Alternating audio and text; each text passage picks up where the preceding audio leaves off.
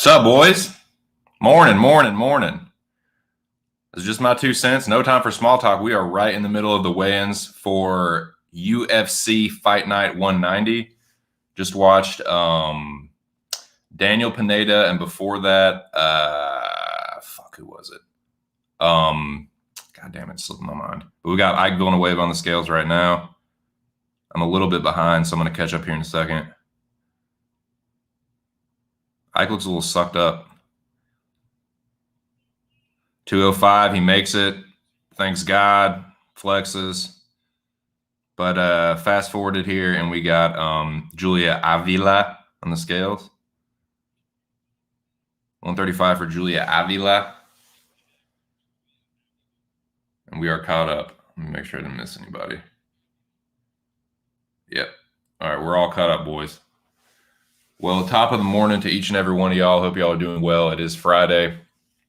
We're right in the middle of this shit. Warley Alves up to the scale next. Julia Avila look happy. BT dubs. We got Warley.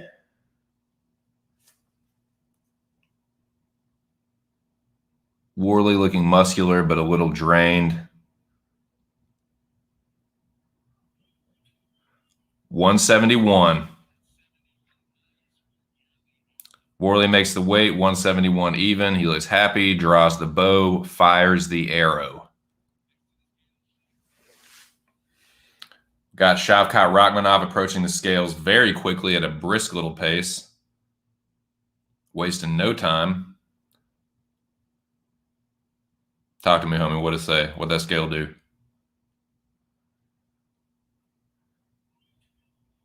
170.5, the official weight for Shavkat Rakhmonov.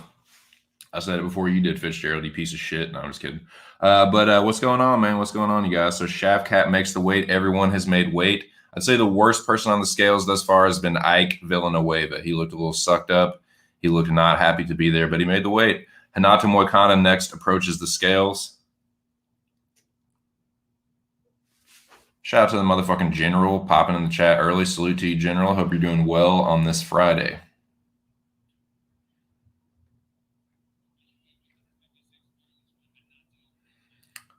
$156 for Renato Moicano. He makes the weight. He looks shredded. He thanks God and Christ above and gets his fucking ass off the stage. Next to the scales, Raoni Barcelos. What's up, 2 cents? I'm saying what's up to the General there in the chat. And I will leave that up because here I am talking to myself. But yeah, Raoni Barcelos on the scales. Let's see what it is. Let's see what it do.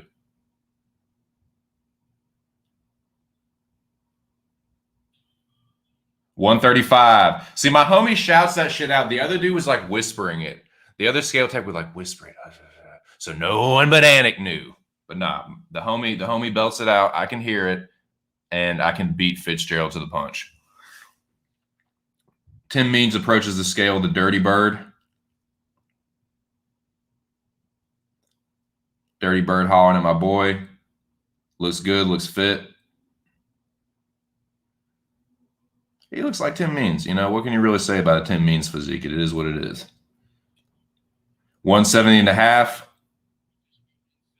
Not much to speak about. Pretty much looks like Tim Means every day of the week. You know what you're going to get from old Means. There you go. Tractor Prazeres approaches the scales, looking like a little fucking cannonball. Pounded my dude, the scale tech. Hope you make the weight, dude. Better not be giving my dude pounds and then miss that fucking weight.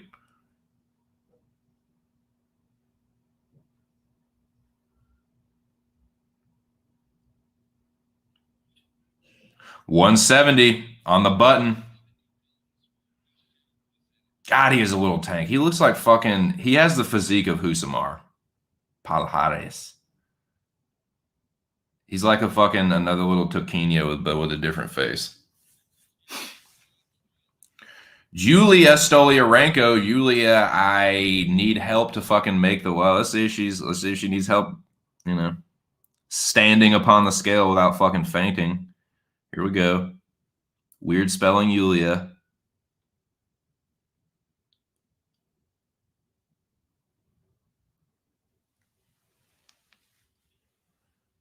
135.5 for Yulia Stolarenko. So Stolarenko makes the weight, and she gets the fuck out of there. Nothing doing there. Way less of a production than her last weigh-in.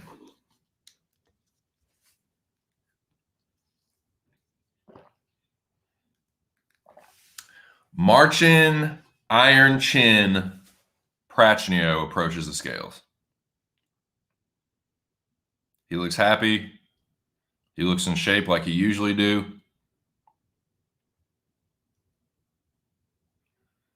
Yeah, don't be getting cute with my homie. Just make the weight and don't get knocked out. Try not to get knocked out.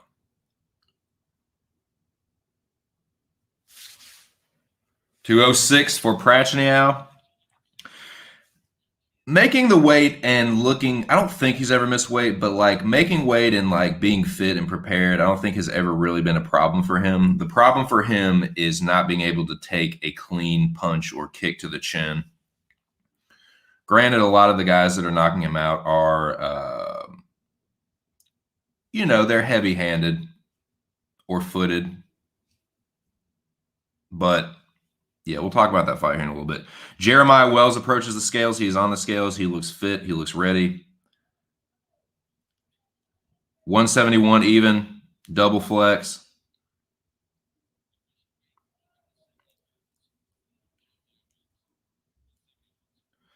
Yeah, don't fucking announce the shit wrong, Fitzgerald. Everybody knew. My homie told you right before, and you fucking said it wrong anyway. Bush. Fucking Bush League. The champ is here. The champ is here. What's up, champ? How you feeling? How you living? OSP on the scales next. Giving the fist bump to my dude, homie Scale Tech.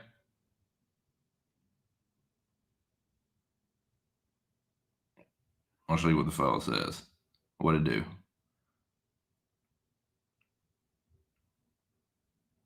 A hush falls over the crowd. Here at Augusta, 18th hole, Jim Nantz. 230. Yeah, he looks just like he looks better than he did at his last heavyweight fight. He looks better than he did on the scale than the Rothwell fight, for sure. The champ is ecstatic. I'm glad to hear that, bro. I'm happy that you're ecstatic. I hope you're doing good, bro. It's Friday. We got fights tomorrow, man. I'm pumped. Weigh-ins are a little bit early for some odd reason. Hopefully that means the fights will be a little earlier. That's always pretty tight, dude. Having the fights early afternoon is always pretty tight butthole, gotta say. Okay, so that looks like the first wave. Nobody missed weight. Nobody missed weight, so there's nothing really to report there, but I will say Ike Villanueva did not look happy to be there. Other than that, I don't know. I don't really know. Everyone pretty much looked good, looked ready to go. Oh, Timur Valiev was the guy that I couldn't remember. He looked good at 136, and everyone else made weight too without issue. So, yeah, that's what it is so far, boys. How we doing this morning? The champ is ecstatic. We got the general in the chat. I'm listening to the soothing Texan voice of John Morgan, Junkie John, and it's distracting me, so I got to turn that off now. So let's talk about these fights, man. I'm going to give out some fight picks right now. I can't remember what the first fight on the card is, but I want to talk about this Julia versus Julia fight. Regular spelling Julia versus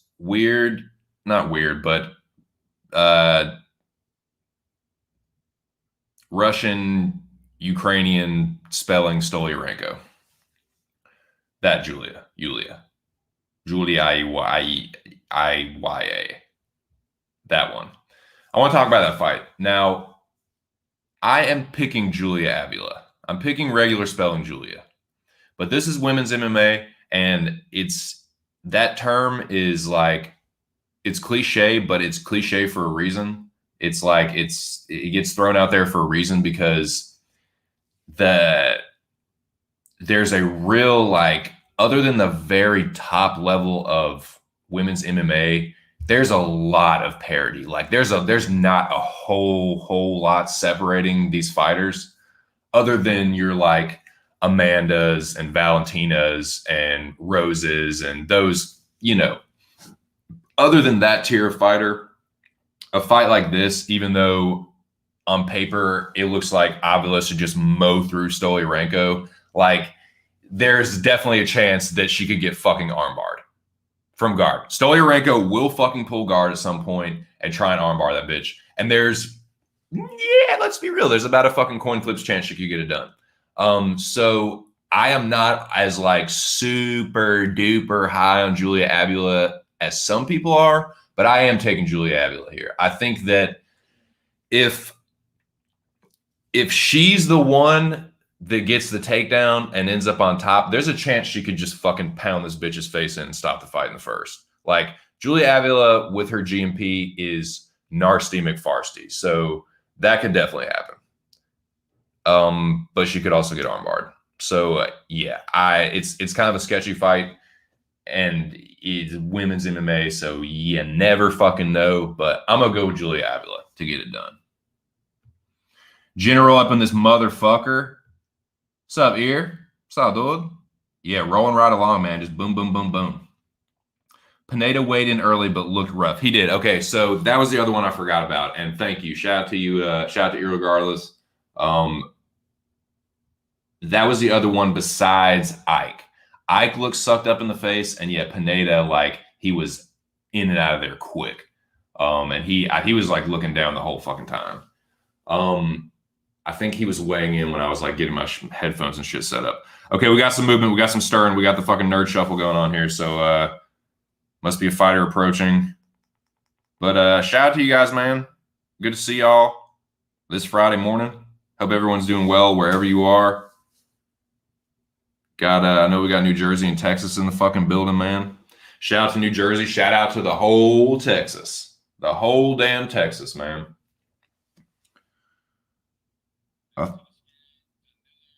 Danilo Marquez.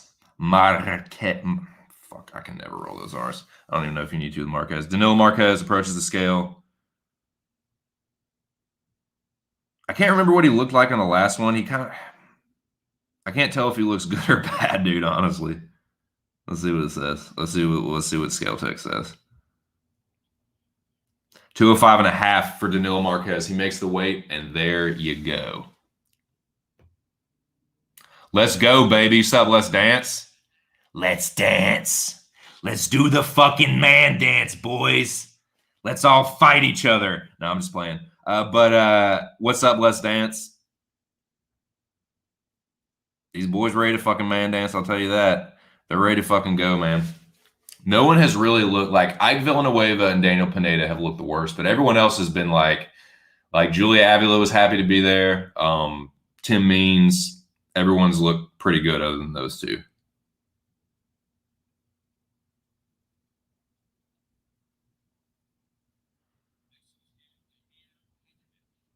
Damir Hadzovic approaches the scale,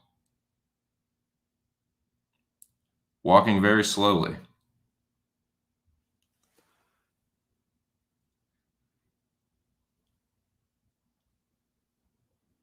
He looks like Damir Hadzovic. I mean, I think the dude was a bodybuilder before he started like mixed martial arts, so he's always going to look fit. 155.5. He makes the weight,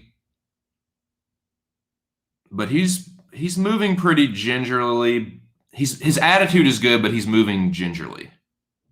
Just wanted to throw that out there. Could be a whole lot of nothing, could mean nothing at all.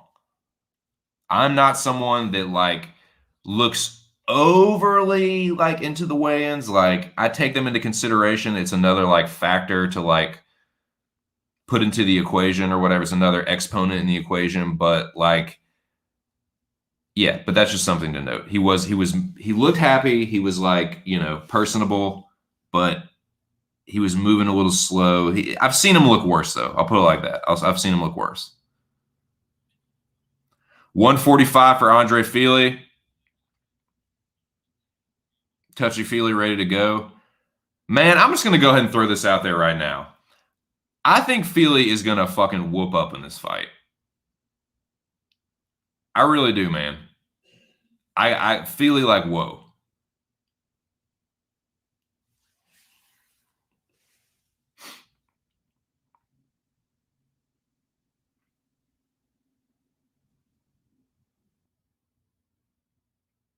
All right, so looks like we got somebody coming up now. Shut the fuck up, Fitzgerald.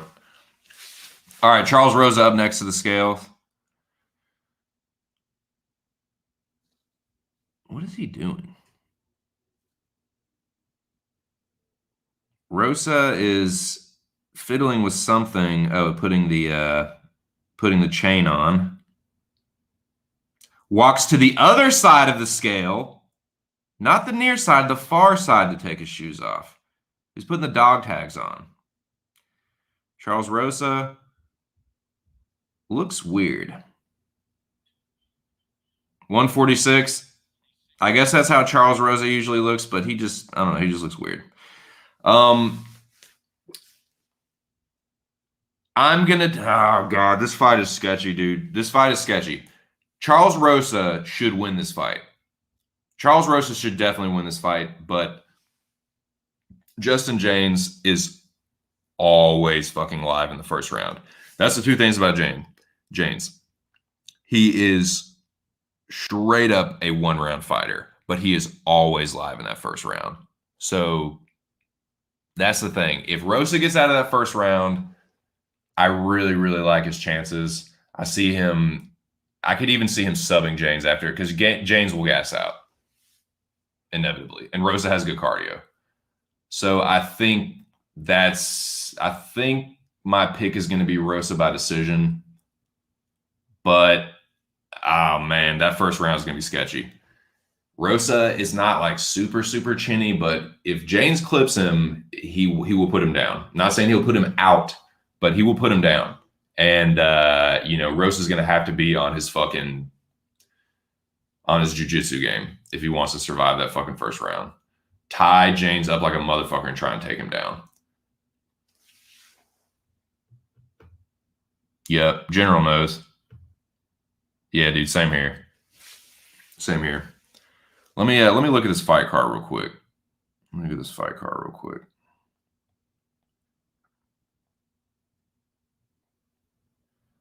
So we talked about the second fight. Let's talk about the first fight. Let's talk about Yancy Medeiros and Damir Hadzovic. This is one of the tougher fights to like look at on paper, because on paper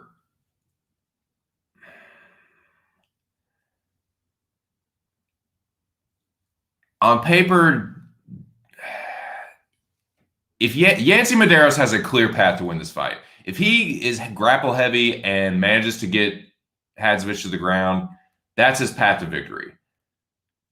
I think Yancy Medeiros is more of a dog. I think he has more heart than Hadzovic, but I also think he's chinnier, and I think Damir is a sharper striker. I think Damir is the better striker. I think Yancy has more heart, and I think he has more power, but Damir is pretty defensively responsible, and I just think he's sharper, and I'm going to take Damir Hadzovic. I'm going with Damir Hadzovic here. It's not one of my more confident picks. It's 55-60 to, 45-40 at the most.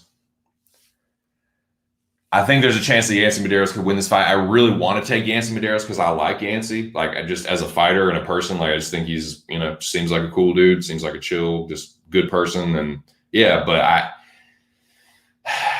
he seems like he's so much older, but he's actually a year younger. And it's because, like, the miles he's put on his tank through the wars with Cowboy and all. And fuck, man, like, I don't know. It's a close one. I think it's going to play out on the feet though, and I think that Demir's going to piece him up, and I think there's a good chance Demir can knock him out. But I'm gonna say Hadzovic by decision. I'm gonna say Hadzovic by pretty clear decision. But yeah, got to go Demir there. I like Yancey though. I hope it's a good fight. If Yancey brings it and is doesn't fight overly aggressively, I think it could potentially be fight of the night. Definitely like fight of the prelims. But I got to go Damir Hadzovic there. I don't think that Yancey is going to present the threat that normally gets the better of Damir, the grappling and submission threat. I don't think he's going to be there for Yancey. I think it's going to be a stand-up affair, and I think Damir will get the better of it.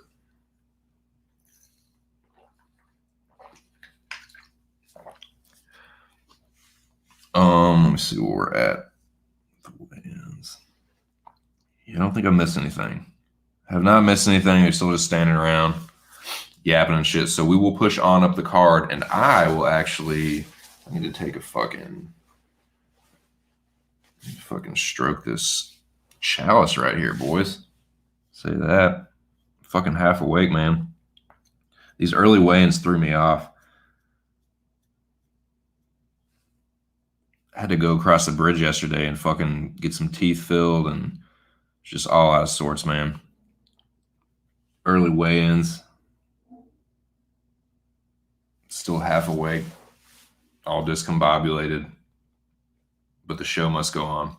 Okay, I talked about regular spelling Julia versus Julia.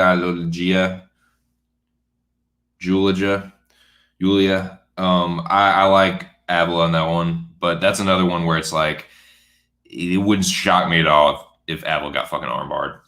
Because Stolarenko will pull guard and try to armbar at some point. I guarantee you. And there's, like I said, there's a coin flips chance you could get it done too. So, but I like Avila on that one. Oh God. All right, both these guys weighed in, so I can definitely talk about it. Marcin Prachnio and Ike Villanueva, I think, is one of the tougher fights to pick. I can understand. I think that overall, yeah, like Khalil Roundtree might be a little bit better fighter than Ike Villanueva, but I don't know, man. Like, I feel like a lot of people are on Prachnio because of that last performance. And to me, that was kind of Khalil Roundtree shitting the bed. It was Khalil Roundtree, like, getting gun shy from Prachnio's offense. Like, I think he kind of went into that fight a little overconfident, it seemed like. It seemed like, oh, this is Marcin Prachnio. I'm just going to touch his chin one time and he's going to go. And when that didn't happen and he realized, okay, well, because the thing is, Prachnio is pretty good offensively. Like, he is a dangerous striker. Like, he did Kyokushin. He has good fucking kicks. He has a really nasty roundhouse kick. And he's not exactly pillow-fisted. So I think that kind of fucking caught Khalil off guard a little bit. And I think he shit the bed and still almost knocked him out.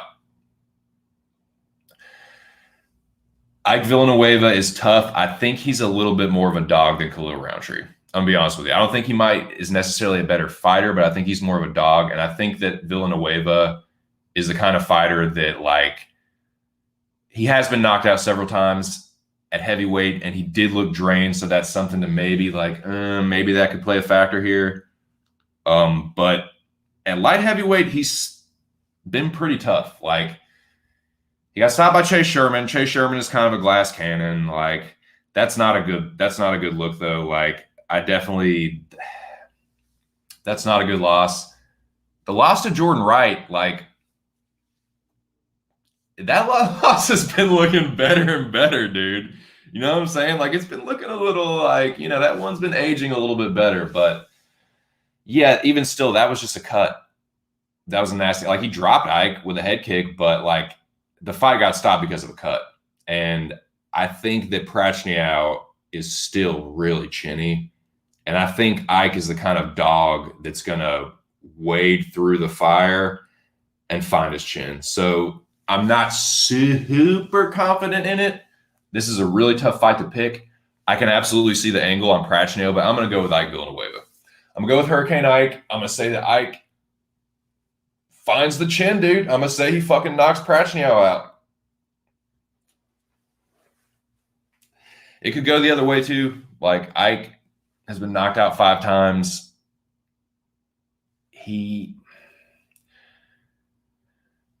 Prachnio definitely has good offense, but Ike is going to press the issue a lot more than Roundtree, I feel.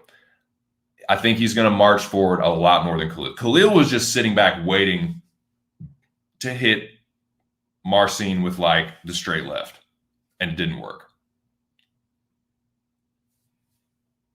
I think that Ike is not going to be satisfied with that. I think he's going to march forward and throw in combinations. And I think he will clip Prachnio at some point. So, yeah, I'm going to go with Ike in this one. It is fucking cold as shit in this room that I'm in. I'm actually about to switch shit around here. This room I'm in is completely empty. You might be able to hear the echo a little bit more. But, yeah, I'm actually – the wife and I are switching rooms. Like, her office is going to be in this room now, and my room is going to be in the one where she's at. But all my shit is out in the middle of the fucking living room right now while we're kind of like, you know, switching the rooms here. So right now this room's empty. So if the audio sounds a little weird, that's why. And it's cold as shit in this room. The AC really fucking just, I don't know, cranks harder in here. So give me 1 second. You know, it's like fucking 80-something degrees outside, but 50-something in here.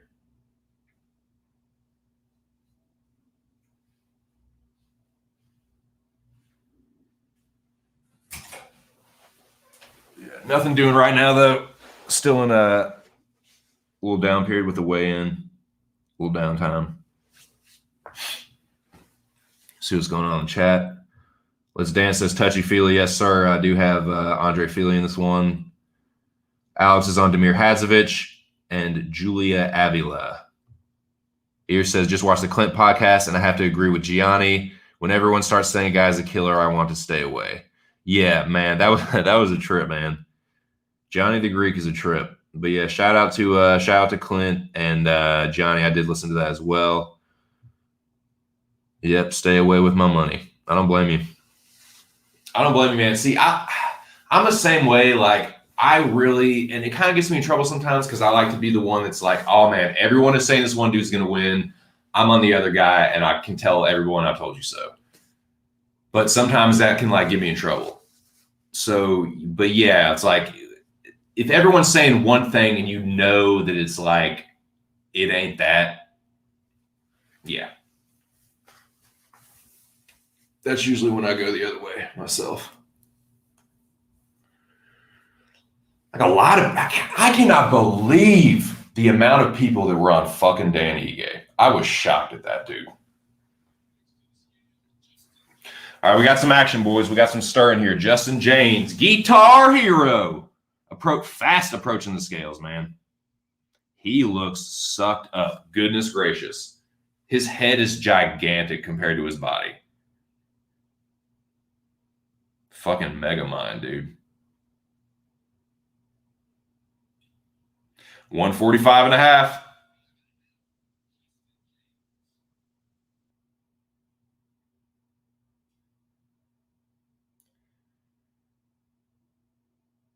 He's flexing. He seems happy, but yeah. Yeah, he looked a little not happy to be there.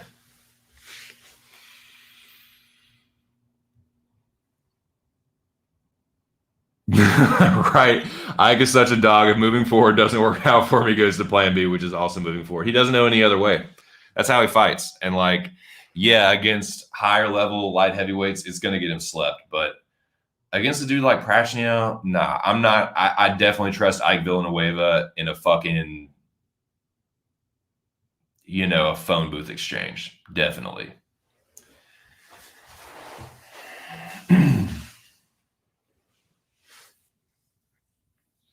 If they're swinging in the pocket, I like Ike. I like his combination punching. He's got a good uppercut, left hook. Yeah. I think his boxing gets it done here, man. Prachnio is a good distance fighter. He's got good karate. Karate is a good long range martial art. It's a really nasty long range striking art, but I think that Villanueva is going to close the distance. He's going to crash forward, and I think he's going to clip him. Here we go. Black Country banger on the scales. Jai Herbert.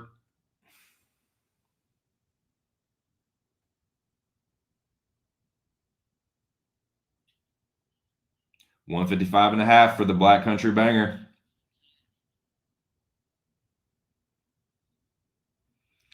That's another tough fight to pick, man. Fuck, that's another tough one.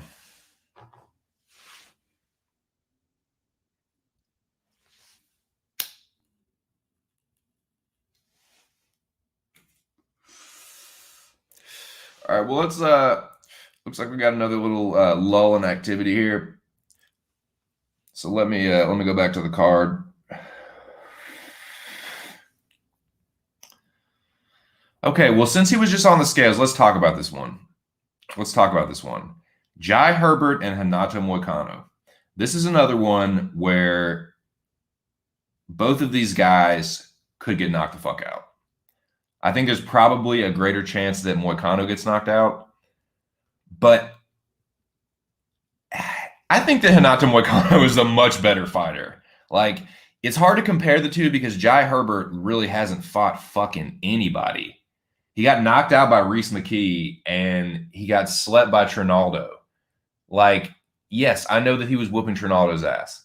And there's something to be said for that. Like, Jai Herbert's a good striker. Definitely. Renato Moicano is chinny. Definitely. Renato Moicano, like, that chin is primed and ready to get knocked out.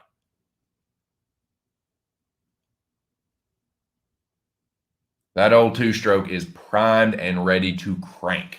Like, but I just don't think that Herbert, like, I don't know, man. I want to, on paper, Moicano wins this every fucking day, but like, it's almost a coin flip because he's so chinny. Like, and he could almost, like, Moicano is a guy that can kind of get, like, you know, his ego can kind of get the best of him sometimes. Like, if he goes in there thinking, oh, this dude ain't shit, like he hasn't fought anybody like me, which is kind of true, but still, like, he's better. He's at least a level better, but he's not like so much better that he can't get knocked out because he is chinny and Herbert is a good striker. If nothing else, Herbert does have, you know, good kickboxing. So I do worry about that, but Moicano, dude, if he gets him down, it might not be one time, but I'm going with Moicano here. Very, like, with a lot of fucking trepidation because he is that chin is dodgy, man. Like, it just is. Morning. How are you, Leslie? Good to see you this morning. You ready for these fights? I'm getting pumped about them. But yeah, that's a sketchy one, man, because Renato is just a much better fighter to me. I think he will win. I think he's going to submit Jai Herbert. But I do worry about him getting clipped. Because Herbert is a good striker. He is a good striker.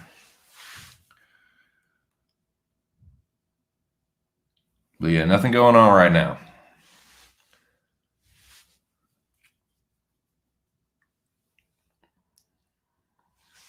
Nothing going on but your boy having a casual toke. Talking about these bouts here. What's the next bout? What's the next bout to discuss? Let's talk about Warlley Alves and Jeremiah Wells. Let's talk about that fight.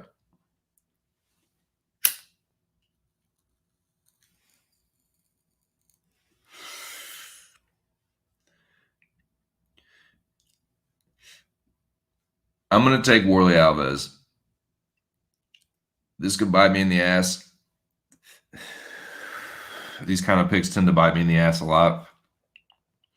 And I'm just fucking hard-headed, so I keep doing it anyway. But yeah, I didn't do really any tape on Jeremiah Wells. I don't trust late replacements against a guy that like Alves. But that being said, Alves, like Justin James, is a straight up fucking one-round fighter. Like, he looks so fucking good in the first round, like a world beater.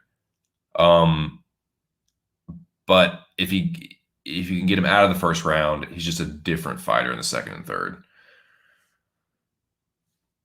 But I am going to take him. I think that I don't know if, like, Jeremiah Wells looks like he's kind of a grappler. I just don't think Warley brings a fucking storm in that first round, dude. I don't think he's going to be able to weather it. I don't think he's going to be able to weather. Like, Alves didn't look too bad on the scales. Like, I think he's going to fucking I think he's going to do something nasty to this dude in the first round. But it's a little sketchy because Alves has consistently proven himself to be a one-round fighter. So I don't know, man. Definitely sketched about that one. What do y'all think? Y'all think Wells has a chance to pull the upset off here? Because there is that factor. Like, okay, it's a late notice fight.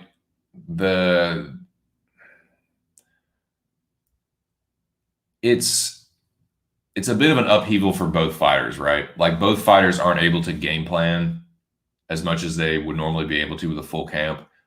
So it kind of levels the playing field a little bit, but yeah, it's tough, man. I don't even know how to really talk about it because Alves is not the kind of guy that's so fucking good that there's no way he'll shit the bed. Like, nah, man, if Wells can get it out of the first round, he'll have a decent shot, but nah, I think on short notice, Warley is going to he's going to bring in the first round. He always does, and I don't know if Wells is going to be ready for it. I just don't think he will. So I'm going to go with Alves. I need to I put up my Tapology picks, but I haven't there's a couple that I still need to pick the method of victory on. I might change that method of victory, actually. I might go Warley Alves by first round something, TKO. But I don't know, man. We saw, because normally if a guy is a late replacement and they win, it's because they go balls to the fucking wall early and catches the other guy off guard, like a Justin James, like Terrence McKinney, like something like that. You know what I'm saying? I don't think that Wells is going to do that to Alves. I think if he tries to do that, I think Alves will probably just knock his ass out. So I got to go Warley here, but I'm not like, oh man, it's a lock. Fuck no, it's not a lock. Even though it normally would be with a short notice replacement like this. It's kind of, I didn't explain that very well, but that's kind of what I'm thinking. That's kind of what I'm thinking. Like, Frivola, he's fucking chinny. Camacho, chinny as fuck. Like, Warley, I think, is going to can weather any kind of, like, that's the thing too. Like, Wells, yeah, like he's on the, Warley has basically like one round of world beater action. Like, what's Wells going to be like, especially if he, how's his cardio going to be on one fucking week? So yeah, same. Like, I didn't tape it, but there's not a lot of there's not a whole lot of tape on the dude anyway. So yeah, gotta go Warley. Right on. Alex saying peace to Leslie. Yes, indeed, man. Good to see y'all in the chat, man. Great to see y'all in the chat, actually. Hope y'all are doing good this Friday morning or whatever time it is where y'all are. I'm kind of out of it. These weigh-ins are an hour earlier than I thought they would be. And yeah, it was a long day yesterday. I did a lot of driving yesterday. But here we are, man. Fights tomorrow. Good fights tomorrow.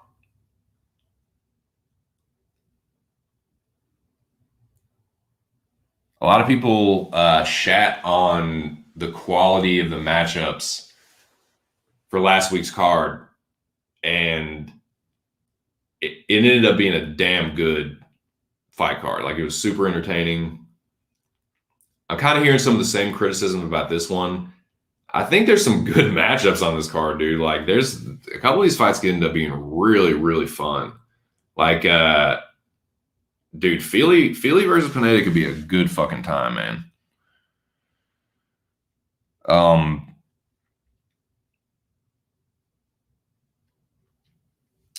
This fight, I don't know if it'll be a good time, but I think I am guilty.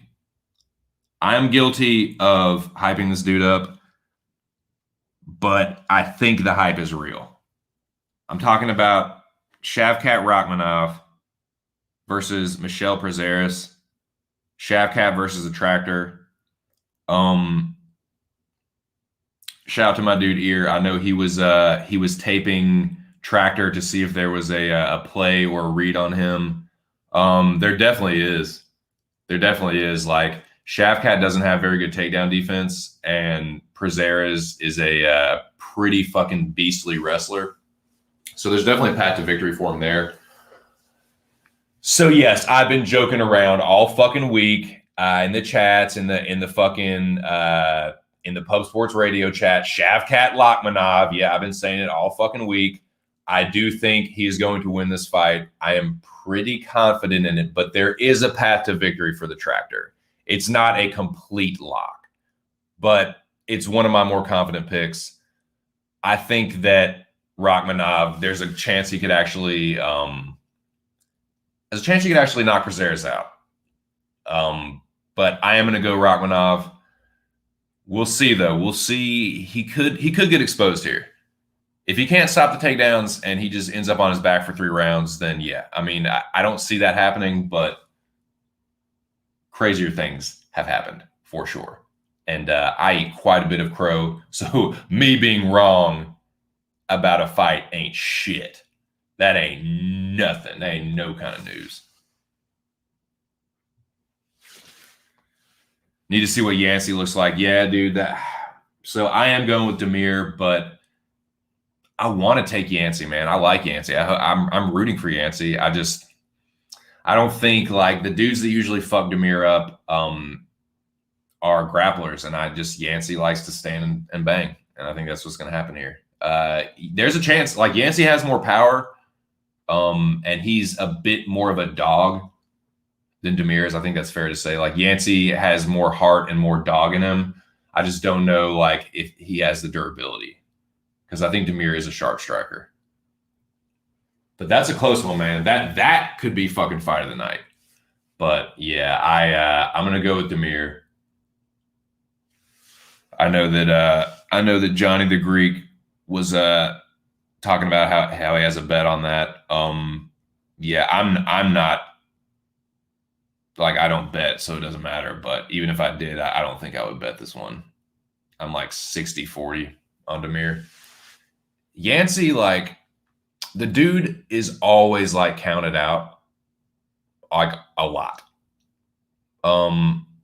So he's definitely like an underdog you want to root for sure. I just don't know if he gets, like, I hope I'm wrong. But yeah, I think Damir could actually knock him out. But I think I took Damir by decision. This could actually, like, this could be a really fucking close fight. This could be a really fun fight. I'm looking forward to it, man. But yeah, I'm gonna go with Damir. Both look good. Tractor just narrowed that line today. Yeah, he was looking like fucking Husam Harpahar on the fucking scale, dude. He looked like a fucking tank, man. Looked like a fucking panzer.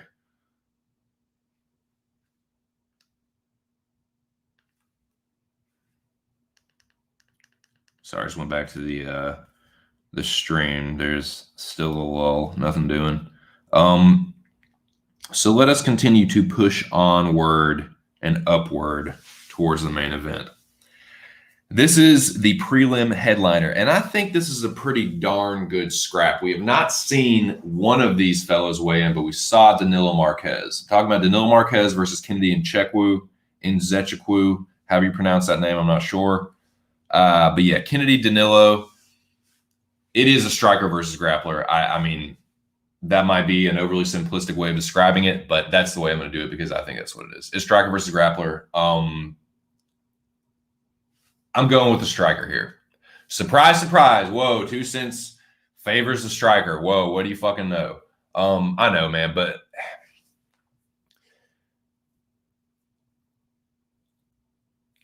I think that Kennedy's takedown defense will be good enough to avoid getting submitted. I'm fucking damn sure hoping it is. I think it will be, though. I think it's good enough. And Marques is so predictable with it, too.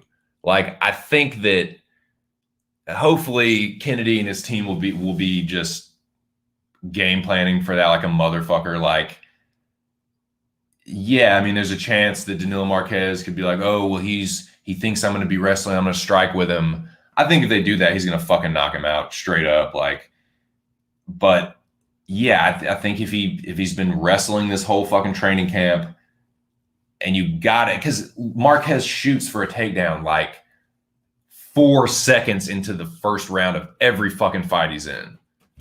I don't see like it really being any different. Oh, thank you, my dear. Lady 2 cents just brought me a pillow to fucking sit on. Oh, what a sweetheart. Anyways, yeah, man, I'm gonna go with Kennedy here. I think there's a good chance he can stuff the takedowns and knock Danilo Marques out. So yeah, I think I'm probably gonna take Kennedy by knockout here. Probably gonna take Kennedy by knockout. Might end up being just like a decision though. Might end up being like a sketchy decision. But yeah, he just sells out for those takedowns. And I think that if Kennedy is able to stuff a couple or at least like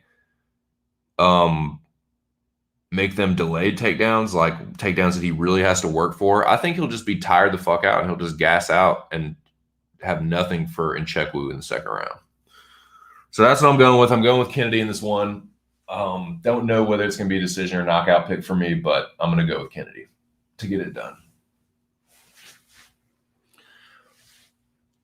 There's definitely a path for Marques. Like if he does get it to the ground, there's a pretty damn good for a significant amount of time. There's a good chance that Kennedy could get strangled. But I'm going to say that he does not. I think that Kennedy has been improving in every fight, and I think that trend will continue into this one. I think that he has a much greater upside than Marques. Marques is so one-dimensional and like predictable. Doesn't have very good cardio. I like Kennedy in this one. Hope he doesn't get his ass fucking strangled because that could definitely happen.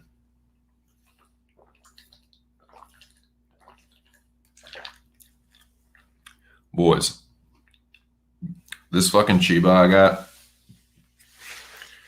I got the most awesome fucking little variety pack. And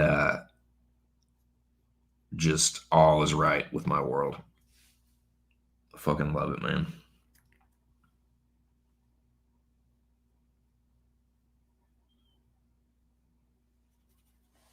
But that's the prelims. That's the prelims. I think Kennedy striking is going to get it done.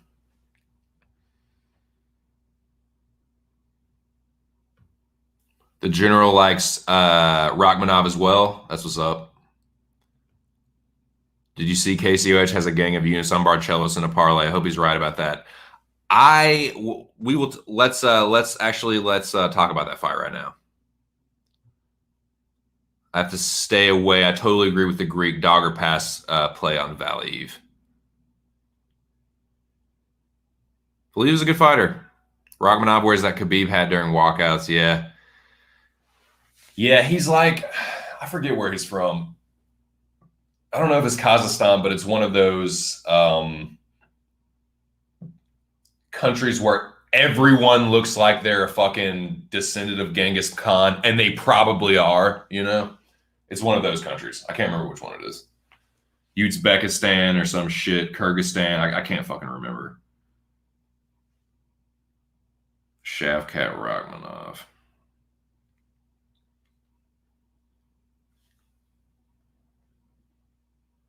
Because I got to find that out now. So I don't sound. I'm ignorant, but I don't want to sound that fucking ignorant. Let's see.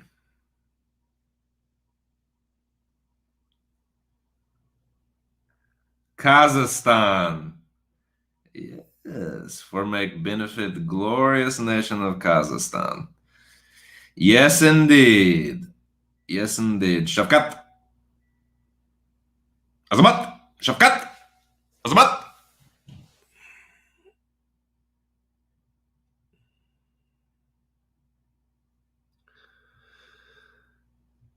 Lomachenko 16-1. God damn. You damn right. Lomachenko, God, I mean, he's good. Lomachenko is a good fighter, but dude, he gets overhyped something fucking crazy. I mean, I would probably I favor Lomachenko to be fair, but like, dude, like the guy has 2 losses already. He has less than 20 pro fights, and one of the losses was to fucking Orlando Salido, dude. That's not super tight butthole. You know what I'm saying? Like, that's not super great. About to watch the movie in the theater. Kick ass 2 cents. Yeah, I appreciate you. Appreciate you stopping through, Cage. Shout out to the champ, man. The one and only Rain Dance champ forever. Yeah, big up to Cage My IQ. Make sure y'all check out his YouTube channel.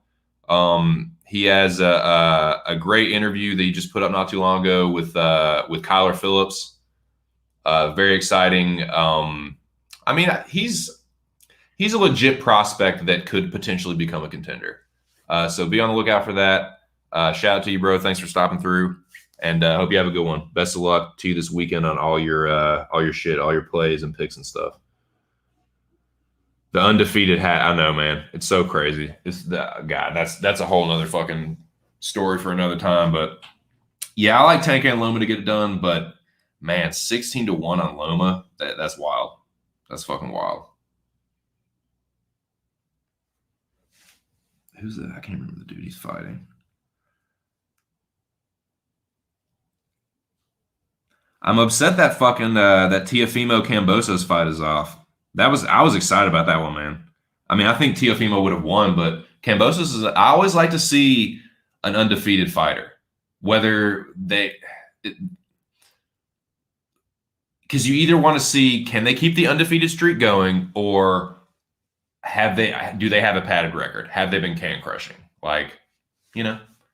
Speaking of undefeated fighters, we got one fighting this weekend in the main event of UFC Fight Night 190. I'm talking about Cyril Gane, but I'm also talking about George Kambosos Jr., who's supposed to fight Teofimo Lopez, but I think, what was it, Lopez got sick or something?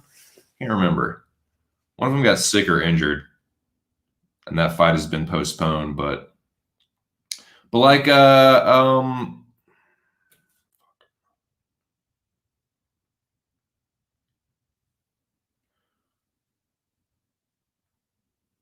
yeah, fucking like Brian Castano, the dude that's fighting Charlo for undisputed.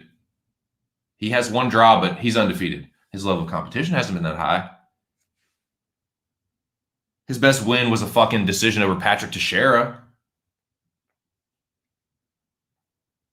You know what I'm saying? Like, you know, Patrick Teixeira is like not a bum. He was a champion, but like he's not undefeated either, and he didn't beat anybody. Patrick Teixeira fought nobody, dude. And that's the best win on Castano's record. So yeah, I definitely heavily favor Jermell Charlo, but still, it's always interesting. An undefeated fighter always makes it a little bit more interesting to me. So that would have been a more interesting fight. I'm pretty sure Lomachenko and Tank are both going to get it done. I don't like Tank at 140. Just getting a little boxing talk out of the way real quick. I don't like Tank at 140. I think he should stay at 135. But anyway, I wanted to see that Teofimo Tank Davis fight, but there's always some bullshit in politics and boxing, and it gets in the way of a lot of potentially awesome fights. But I mean, dude, Pacquiao and fucking Spence is gonna be tight, dude. Pacquiao Spence is gonna be tight. Spence is gonna fucking wax that ass though, dude. He's gonna fucking dust Pacquiao right off. But hopefully it's not, man. Hopefully it's more competitive. It probably will be a good fight. I'm a fucking huge Spence fanboy, so yeah, I'm gonna talk some shit. But yeah, Pacquiao's good. I just at 40, nah. People think that like he's gonna beat Spence because he beat Thurman. It's like, dude, Keith Thurman, like this is not 2016, dude. So many people are still living in 2016. It is crazy. I don't know what it is about that year, but like, nah, man, this is not like Thurman went to fucking Nepal. Like he was fucking like a monk or something. Like he didn't look that good against Josecito Lopez. He looked terrible against Pacquiao. Like Manny's not like the best welterweight because he beat Keith Thurman. Like Keith Thurman is not the standard for welterweight greatness anymore. But that's whatever. I'm getting off track. Let's move on up this fight card, man. But yeah, that'll be a good fight though, dude. That'll be a fight. Spence and Pacquiao. Where were we? Yeah, we talked about Shavkat for a second. Shavkat Rachmanov, more like. No, but I do like Rachmanov here. UFC schedule. Okay, I think we are on the main card. I think we're actually on the main card. Yeah, that's right. Probably, yeah. Probably. Because like, here's the thing, like boxing is so weird like that. The weight classes are only separated by at the most like 7 pounds until you get like to the bigger, like obviously like between cruiser and heavyweight, whatever. But yeah, it's usually like 6 to 8 pounds at the most. So yeah, like he probably is too small for 140, but like Taylor is probably a fucking welterweight, So I don't know, man. I don't know. Probably, yeah. I would have much rather Tank stayed at 135 because I really think he could have whooped up on fools. But it is what it is. That's boxing for you. I'm a big Tank Davis fan, though, to be fair, in the interest of full disclosure. I'm a fucking Tank donk.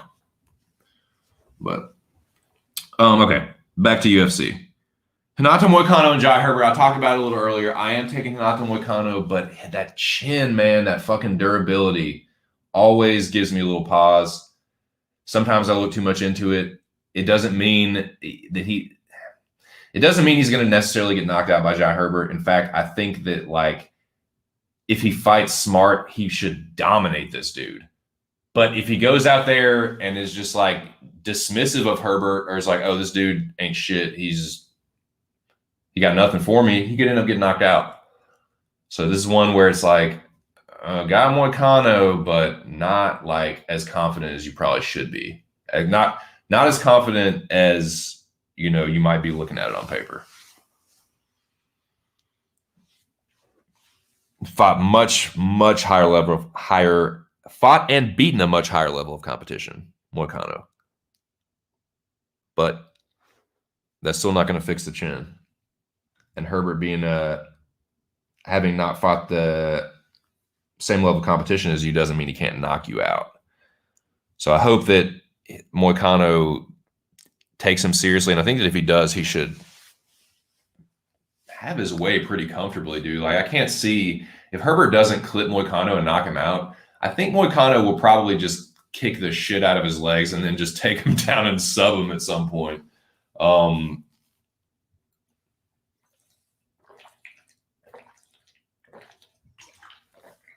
Herbert's live for a knockout, but I don't think he's not nearly as good as Fiziev, not nearly as good as the Zombie, not nearly as good as Jose Aldo.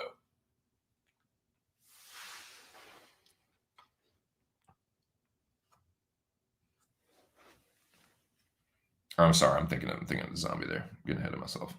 But yeah, I have to go with Moicano. Hey, if you're on Herbert though, I'm not mad at that. Like he has a clear path to victory. It's pretty clear and straightforward. Just fucking clip Moicano on the chin. He's not the most durable. But yeah, I don't think that he is nearly as skilled as someone like Fiziev or the Korean. Like he doesn't have the counter punching and the timing of the Korean zombie. He just doesn't, man.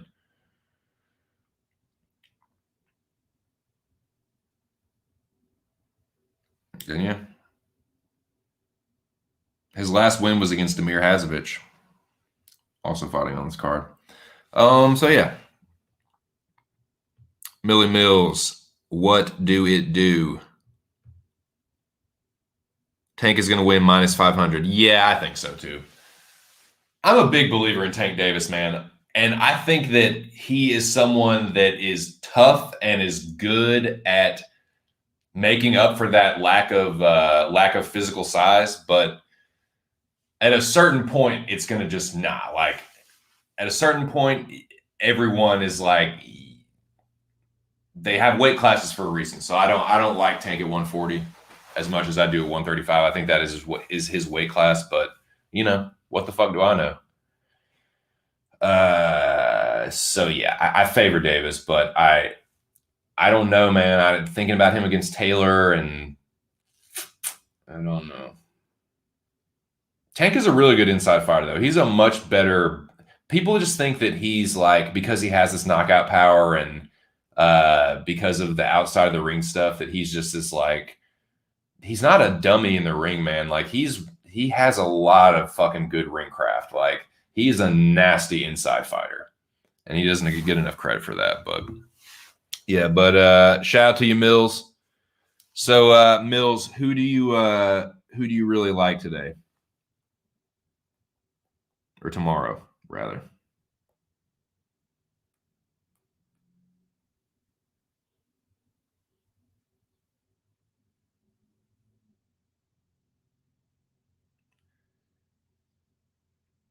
Shout out to MMA Locker Room. I know he did a interview with Sean Woodson not too long ago, so make sure you check that out. Sean Woodson coming off of the win over a person that I consider a pretty damn good prospect. A lot of people don't, a lot of people aren't as high on Zalal as I am, but I think he's a good fighter, and I think that was a good fight. Like he definitely he outboxed Woodson early, but yeah, shout out to Sean Woodson. Had to eat crow there, but yeah, Mills has a good interview with Woodson, so check that one out. Be sure to check that one out. So where are we on the card?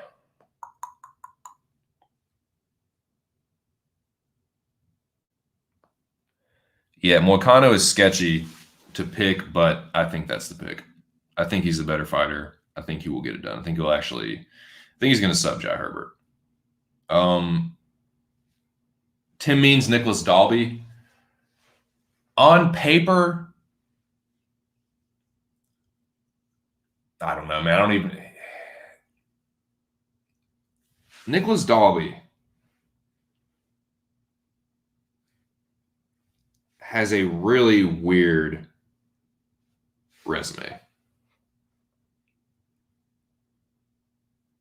Really weird. His first run beats Elizeu Zaleski, draws Darren Till, but then loses to Zach Cummings, Sabata, and Carlo Pedersoli. I'm sorry, yeah, gets cut, and then loses to Carlo Pedersoli in Cage Warriors. Comes back, beats Cowboy Oliveira, gets fucked up by Jesse Ronson, and then beats D-Rod. And I think that was kind of bullshit. I think Rodriguez beat him, but yeah, he's so weird on paper. It's a weird fight to look at on paper. Because, yeah, like he's on paper, he's, has 2 wins and no losses, but in his most recent run. But I've got Tim Means here. I think Tim Means is going to win a decision. I think he's going to win a pretty good decision. Like I think his jab is going to make the difference in this fight. Dalby is someone that like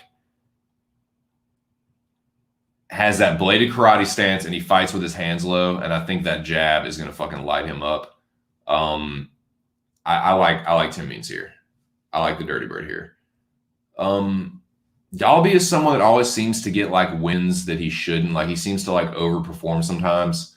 There's a chance he could do that here, but I don't see Nicholas Dalby stopping Tim Means' streak. Like Tim Means has been on a pretty good run and beating not terrible fighters. And I don't think that Nicholas Dalby is like a little step down from that. So I'm gonna go with Means. I'm gonna go with Means here.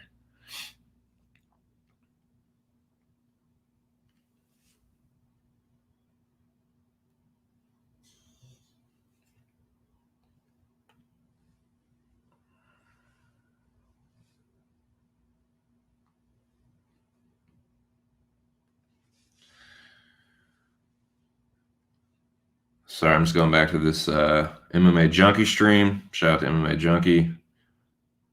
Nothing going on.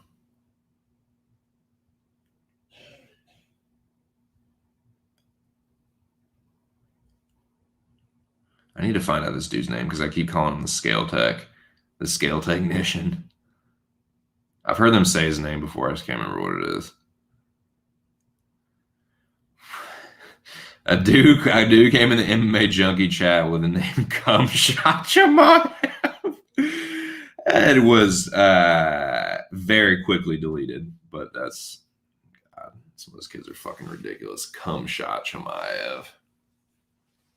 Fucking absurd.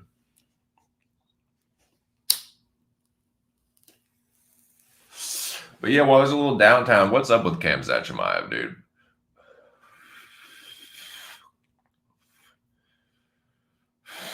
He was so fucking hyped up, and then it's just like fizzled so fucking quickly. Like he's almost like faded into obscurity from being so hyped up. Almost. I mean, he hasn't quite, but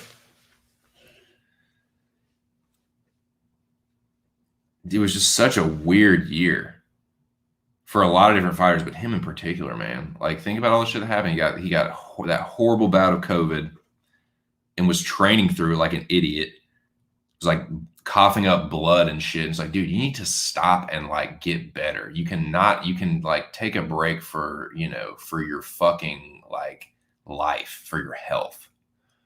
And then he's like, I'm gonna retire, and then Kadyrov was like, okay, but that'd kill your whole family. He's like, okay, I'm not gonna retire. And it was weird, man. So weird. Agree to disagree. Fair enough. Dalby by decision. Tim Means is too fundamental. Dalby throws a lot of volume and is always on the back foot. I see him edging a victory because of this. Right on. So Let's Dance is on Dalby.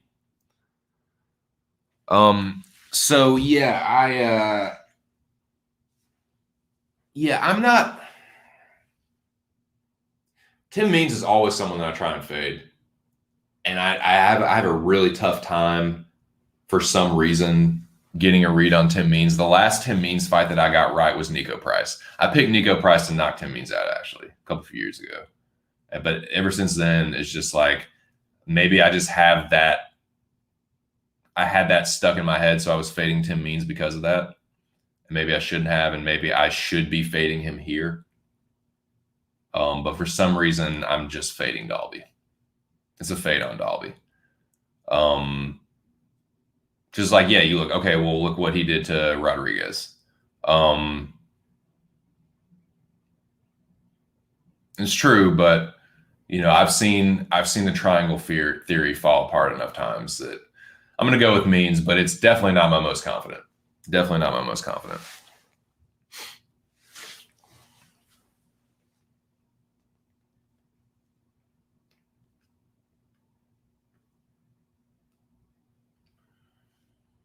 What is the next fight, boys? What's this next fight here? Yeah, now Fili Pineda, I touched on it a little earlier, but I like Fili here. I think Pineda is going to come out like a bat out of hell in the first round. And then I think he's going to gas the fuck out. And dude, when he gasses, he fucking drops off a cliff, dude. I think that Fili is going to fuck this dude up. I've got Fili. I don't know if he'll finish him, but I wouldn't be surprised if he did. I wouldn't be surprised if he did. Like, Fili is a good wrestler.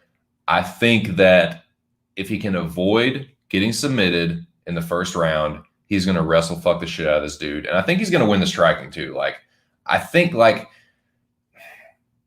I don't mean this to sound disrespectful to Cub Swanson, but if you're getting fucking knocked out by Cub Swanson, I don't think you're, I don't see it going well for him. Like, Fili has actually like been improving. I've liked what I've seen from Fili recently.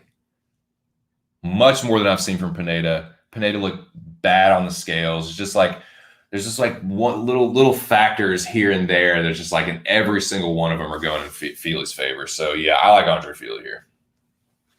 I like Andre Fili.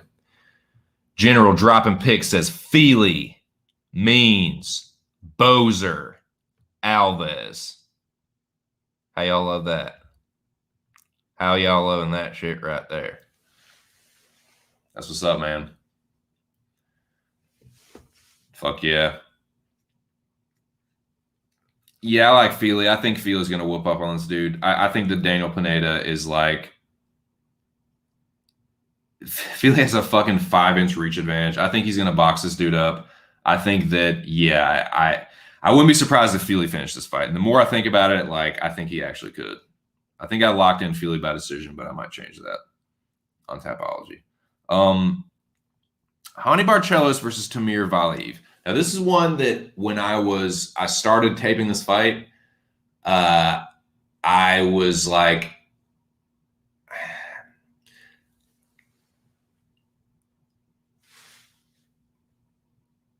I don't know, man.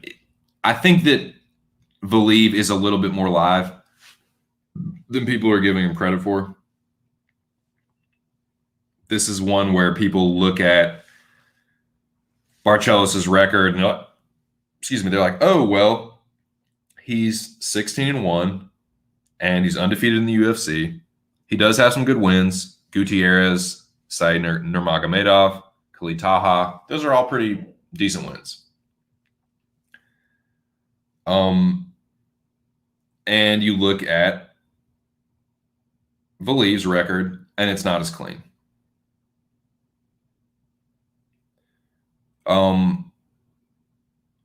But I think Valiyev is a little bit more live here than he's been given credit for. But I'm still going to go with Hani Barcelos.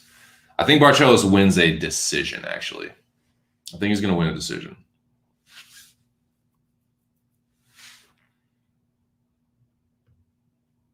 Fuck yeah. Thoughts on Moicano versus Herbert? So, yeah, dude, I think that Herbert is live for a knockout, but I don't see it happening. I don't see it happening. I think that Moicano is going to find a way to get to the ground and sub him.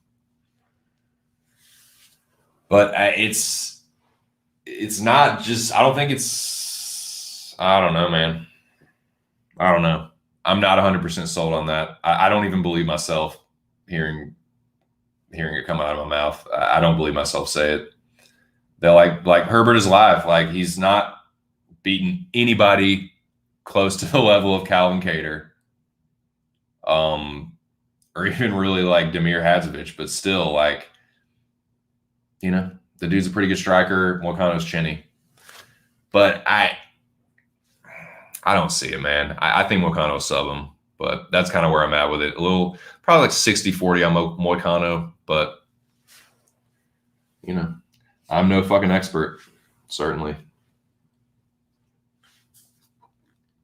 Certainly hasn't been reflected in my fucking picks lately. I went 7-5 last week. The week before that I was like 7-7, and then 6-6 before that. It just has not been a very good run for your boy. Looking to improve upon it though. Looking to improve. But there's some more. This is just another week of sketchy fight picks, man. Where it's like, it looks like one fighter is just way better on paper, but the other one has like this one little thing that they can do, like Julia versus Yulia, or this one. Like Moicano has that one thing, that fucking chin issue, that if like Herbert can find it, but if he doesn't, he's gonna get washed. Let's be real. If Herbert can't knock Moicano out, he's going to get fucking washed. Like, Moicano is a good fighter. He's actually a pretty decent striker, like, offensively. Like, he's a good volume striker, like, throws good leg kicks, got a good jab. Like, he actually hit Rafael Fiziev with some nice fucking clean punches in that fight. But, you know, if he goes in there and is like, oh, Herbert ain't shit, like, I've beaten way better than him, I've fought way better than him, and all that's true, but if he's dismissive, I think he could get knocked out. If he takes him seriously, I think he'll just fucking destroy him. And so I'm going to go Moicano by sub, but it's sketchy. It's fucking sketchy.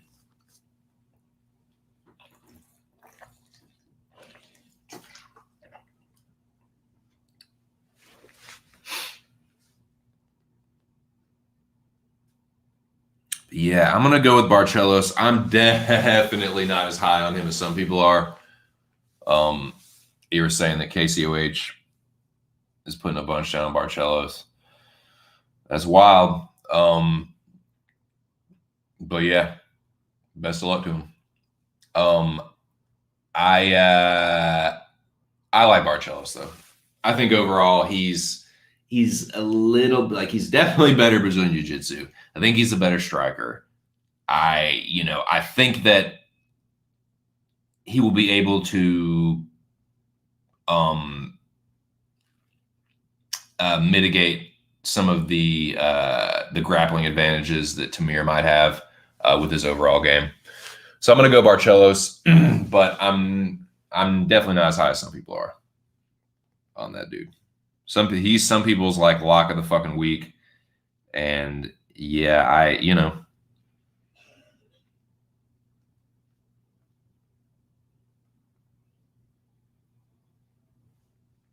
Nurmagomedov is a pretty good fighter. Chris Gutierrez is a pretty good fighter. Khalid Taha, he ain't bad. He's not super great. Let's be real, he's not super great. 2-2, knocked out a Chinny Boston Solomon, and then popped dirty in his next fight that he won. So it's like, Nad Narimani is not a great fighter. He lost to him, and then lost to Howney. So it's like, Howney's like, let's be real. He's sort of kind of I won't say he's totally unproven. He does have the win over Gutierrez, but like, for what people are saying about him, it's like, you really haven't fought many people. Like, yeah, like Saeed is not Khabib, dude. Like, I don't know, man. I feel like his bubble is going to get burst at some point, but I can't fade him here. Like, I think he will get the better of Timur, but could definitely be wrong. I was wrong 5 fucking times last week. Let's see, where are we at? Where are we at here? Where are we at in these fucking weigh-ins, dude? Go back to this fucking stream here.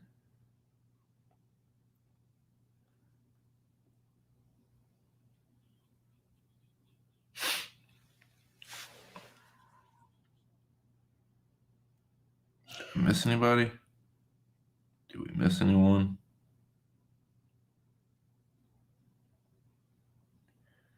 I don't think so.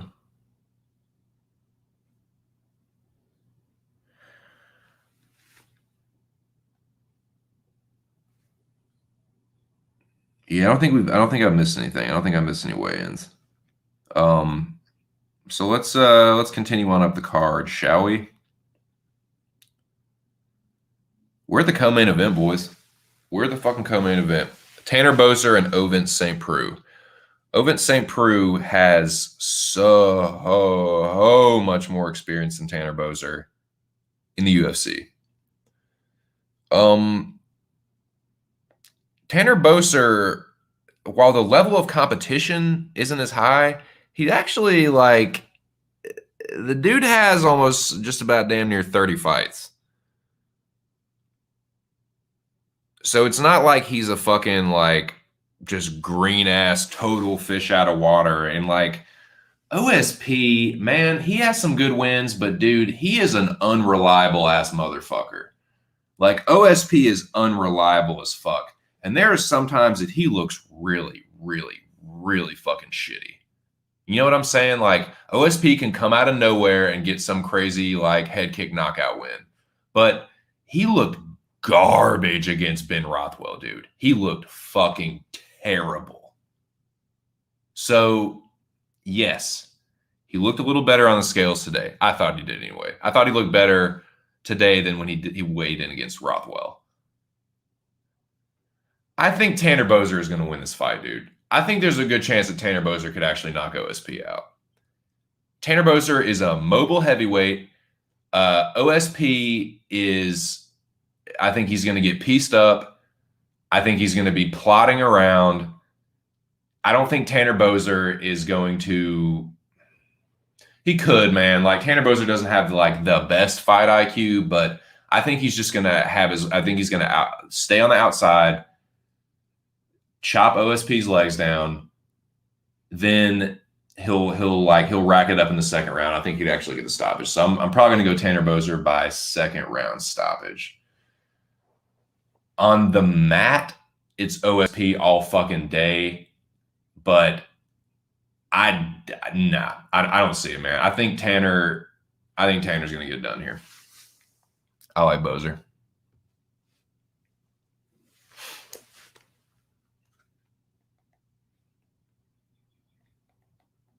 I like Boser for some of the same reasons that I like who I'm picking in the main event.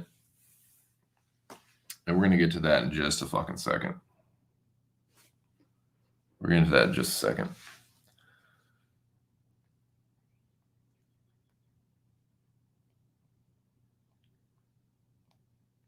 Yeah, like OSP, and I know it's heavyweight, so a little bit later. They can go a little bit later, but he's pushing 40.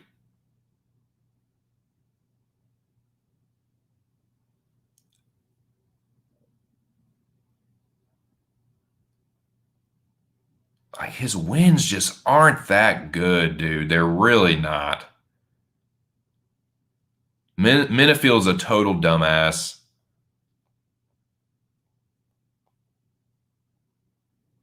Oleksiejczuk, like, he's kind of a fraud, you know, like, nah, dude. OSP is known, like Nikita Krylov is a good win. That's a good win. But OSP is known for having he didn't get his ass whooped as much by John Jones as some other people did. That's what the motherfucker's known for. And for idiots that try to fucking guillotine him and get caught in his fucking Von Preux. That's how he fucking wins fights. I think Tanner Boser is going to win this fight. I think at heavyweight, OSP looks like shit, and he's going to be slow. He's already slow in plotting. He's going to be even more slow in plotting. Tanner Boser is going to be a lot more mobile. He's going to beat him to the punch. He's going to have a massive speed advantage. And I think he's just going to fucking chin check that motherfucker, dude. I really hope that he does. I'm kind of fucking sick of OSP, to be honest with you. I'm sick of his annoying, like, come from out of nowhere victories in fights where he's just looking like a slobby sack of shit. And I hope that Tanner Boser just puts this motherfucker away. I'm really like, OSP is one of the most frustrating fucking fighters to watch. Like, he's very skilled, but he's also just super flaky and unreliable and just he's kind of good and garbage at the same time. Does that make sense? He's kind of like good and he's kind of trash, just like together. It's so weird, but he gets on my fucking nerves. I hope Tanner Boser knocks him the fuck out, but I am picking Tanner Boser. I think he'll get it done here. Could just be a Tanner Boser decision, but yeah, we'll see. Tanner can be a very frustrating fighter too, though, man. And I could see him. OSP is the kind of guy that can frustrate people, and if he does that to Tanner, I can see Tanner shitting the bed. But OSP is such a fucking dude. He looks so bad sometimes, and I don't think heavyweight. I don't think that's the move. I don't think that's the move for that dude. People always say he's like so athletic because he played football, but he's like one of the most unathletic, like plotting motherfuckers. It's so weird. He's just weird. Fucking OSP, man. But yeah, I like Bozier there. Now that brings us to the main event, boys. Nobody wants to weigh in. Nobody's fucking ready to weigh in, I guess. But I know somebody was saying this earlier in one of the earlier cards, and it does make sense that a lot of the times the heavyweights will wait to weigh in later because it's usually the weight cutting usually isn't as much of an issue for them, and they're not like. It's not like, oh, I need to hurry up and get on the scale so I can like start rehydrating or whatever. Like I'm in misery. Like they're just like, okay, I know I'm gonna make the weight. I gotta stay here the whole time anyway for the face-offs. Like I might as well just fucking, weigh in right before the end of them. And then so I don't have, you know what I'm saying? So I don't have to be there the whole fucking time. So that might be why we're waiting so long on Volkov and Gane, because I don't think either one of them have weighed in yet. Let me check. Gane might have. I can't remember though.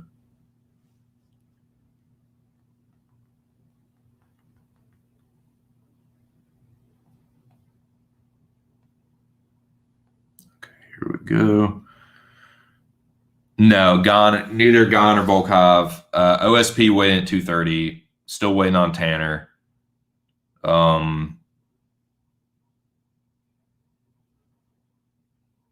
Yeah, everybody's waiting on the prelims. So we're literally just waiting on three heavyweights. And like I said, it's like they usually do their like weigh-ins right before the fucking stare downs because it's like they're not cutting weight right now probably, and they're not like they don't desperately need to rehydrate. They're just like, okay, I gotta fucking be here. I gotta wait for the stare downs anyway. Might as well just wait to show up, 20 minutes before I gotta weigh in and do the damn thing. You know what I'm saying?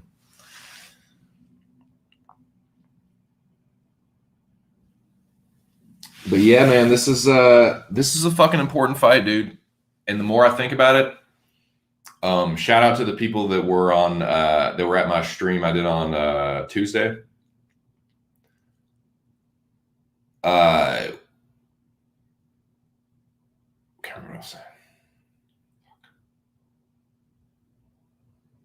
God damn it.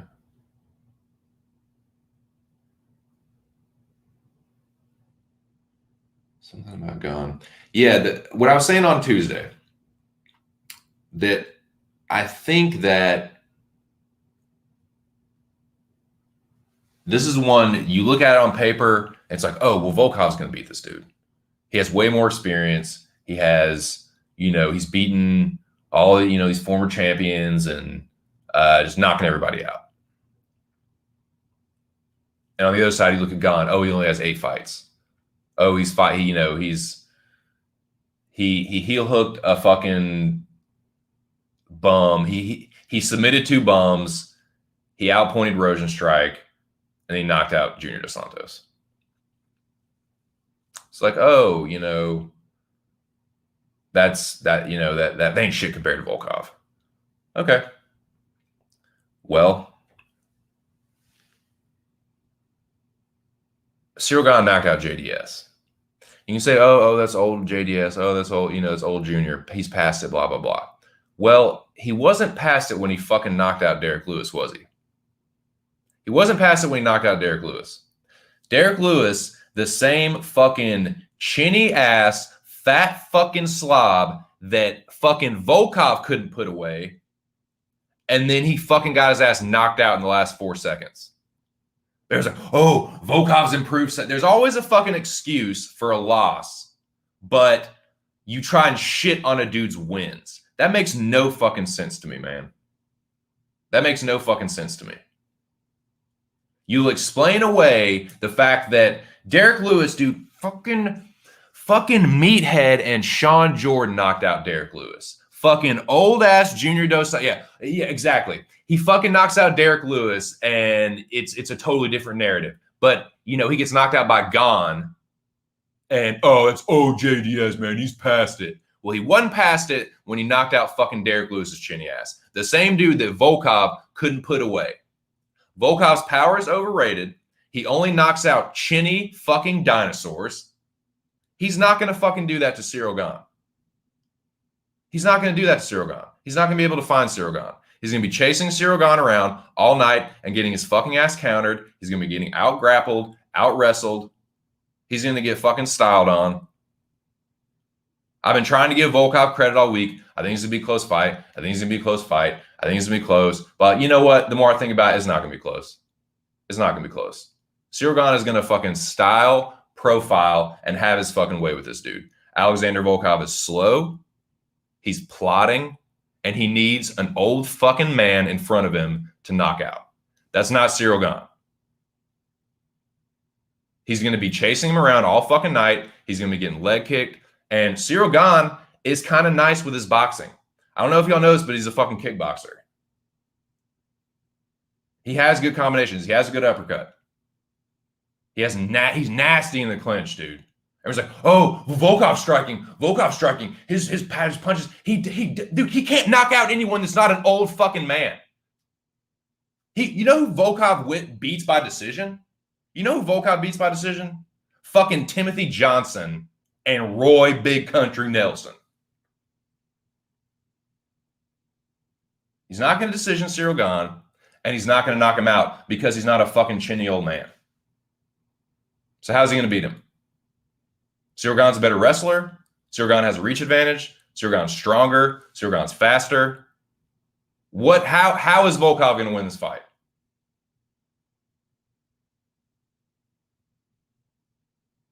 How is Volkov going to win this fight?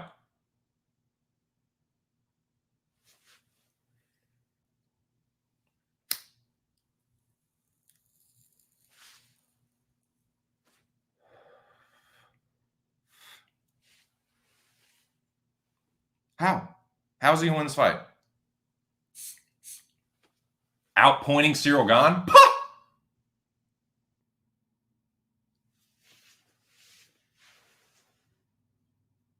Knocking him out? He couldn't knock out Derek Lewis. He couldn't even fucking knock out Derek Lewis. Curtis Blades was 2 seconds from knocking out Derek Lewis.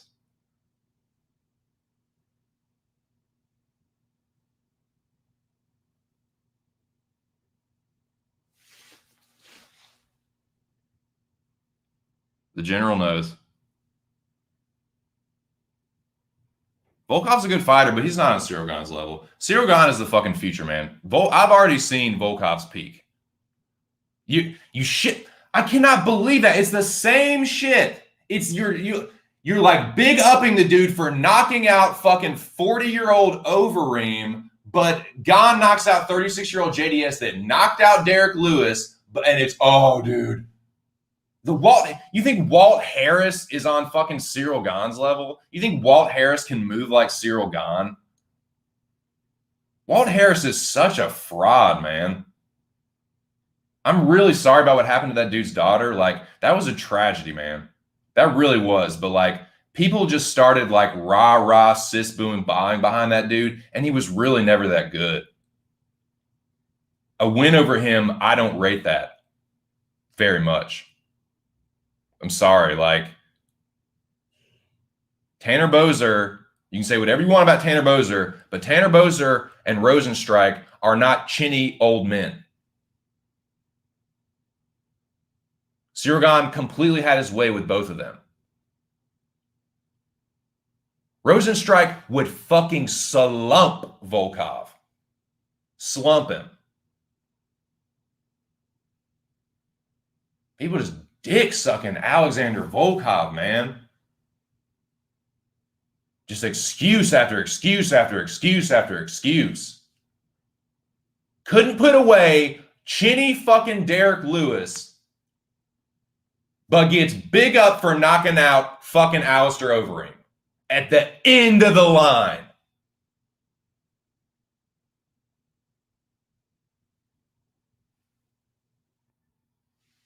Couldn't be dodgier with the chin Overeem. Volkov knocks out. Oh my God, Volkov's the future.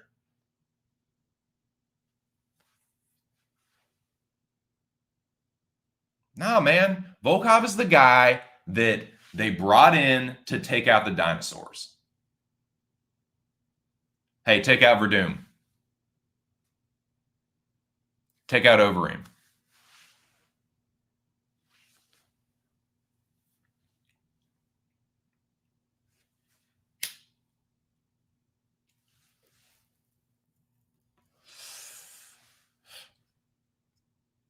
We have not seen Cyril Gane's ceiling. I've seen Volkov's ceiling. I've seen how Volkov does against someone that's not a chinny old man.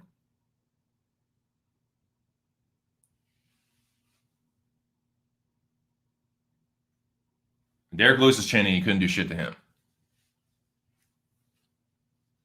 Derek Lewis has been knocked out 4 fucking times.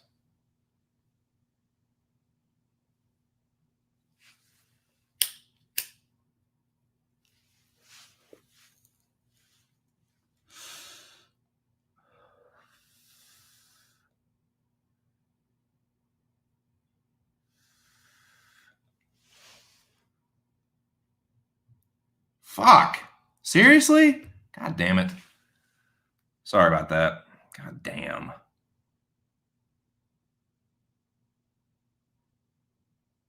Oh, wait. Yeah. I missed Tanner. Sitting here bitching about fucking Alexander Volkov and Miss fucking Boserway, and god damn it. God damn 2 cents, son of a bitch. Fuck.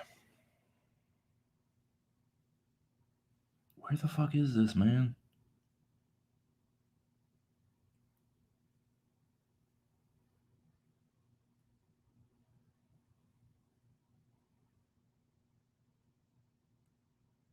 Okay, here's Tanner.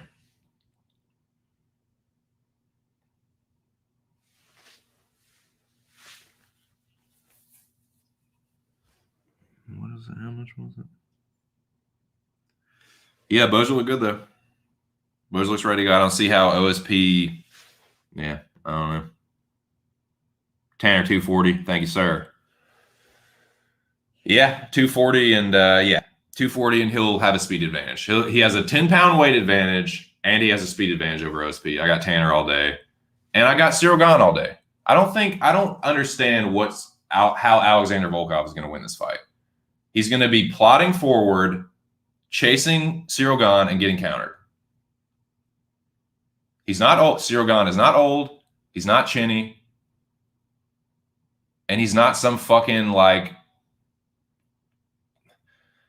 look at the guys he's knocked out. Struve, Verdum, Walt Harris, Overeem. Gane ain't none of those dudes.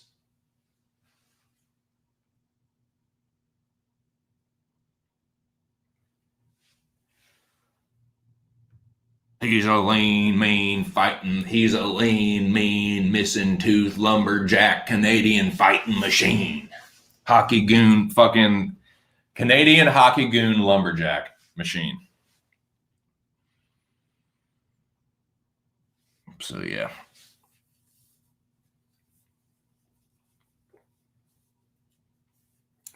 Dude, motherfuckers are stupid in these fucking, dude, these big channel chats. Oh my God. That is where, like, that's the closest thing to MMA Twitter on YouTube. Like, the amount of trolling and just fucking like doo-doo splatter in the chat is unbelievable. It's on a different level in like the big chats. Like, if UFC, the UFC like channel itself ever does a live stream, like from the official YouTube channel, it's terrible.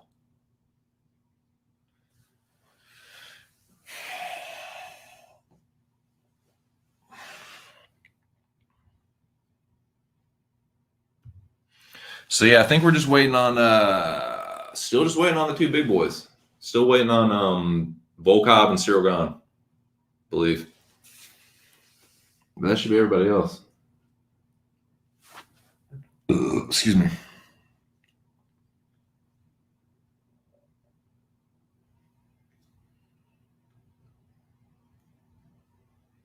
Check this update real quick.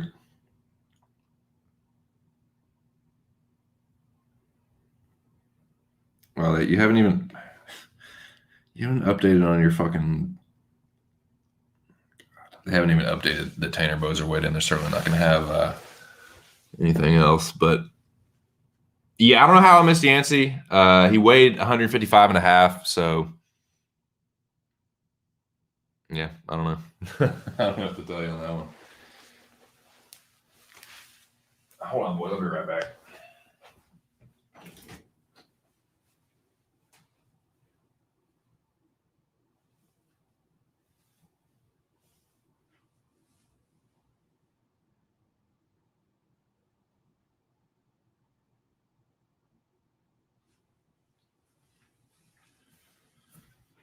So yeah, anxiously anticipating the both dudes from the main event to weigh in.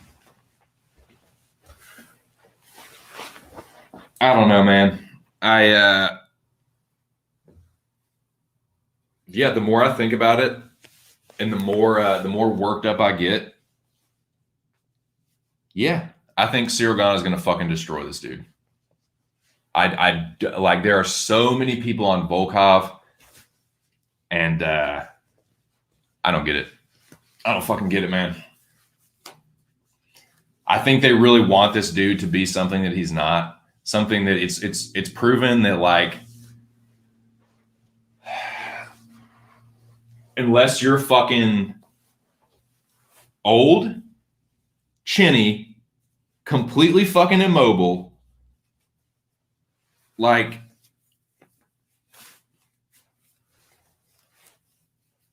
I don't know, dude. I don't see how Volkov's going to win this fight. 265. Oh, he's getting whooped. He weighs 265. He's getting fucking destroyed. He's going to get fucking destroyed. Here's Gahn. All right, here's Gahn. 265. No, it's too big. That's too big. Gahn is going to weigh like that, but be so much more like quick and mobile. Cyril Gahn is huge, dude. He's going to weigh like 250 something. He's shredded.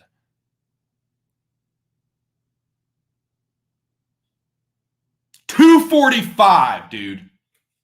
$245, dude. Cyril Gahn is going to fucking obliterate Alexander Volkov, dude. I cannot wait to see these fucking stare downs and see, like, people think that Volkov is going to be so much bigger. We're going to fucking see, man. We're going to fucking see. Like, dude, Nah, man. Gahn is going to whoop up on this dude. That's not going to help, man. That's not going to help him. Nah, Gahn's going to fucking destroy him.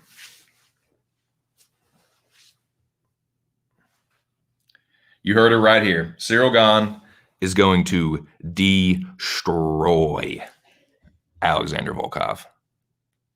Destruction.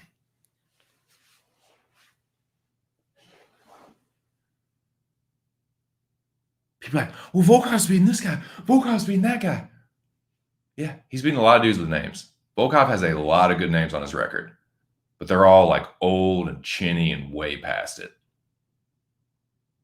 Gahn is not even his prime yet, dude. He's a beast. He's going to have a cardio advantage. He's going to have a speed advantage. He's going to have a wrestling advantage. He's the better out fighter. He's the better point fighter. I don't see how Volkov is going to win this fight. I do not see how Volkov is going to win this shit. Being that big, too. Dude, that ain't going to help you, man. That's not going to help. You're just going to be slower. You were already at a speed disadvantage. Now it's going to be even worse.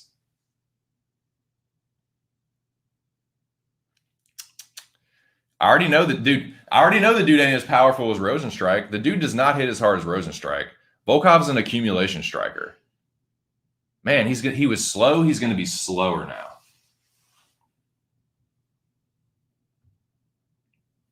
Yeah, must not be. Yeah, I don't blame you at all for that, man. I really want to take Yancey, but I'm not going to do it. He definitely has more dog in him. He has more heart than Hadzovic. I'm fading the durability of Yancey, and with Hadzovic is a good striker. It's just like I don't think Yancey will present the problems that usually give Hadzovic trouble. But hey, Yancey's powerful, man. Yancey definitely hits harder than Demir, and he has way more heart. So he could win that fight. He could definitely win that fight.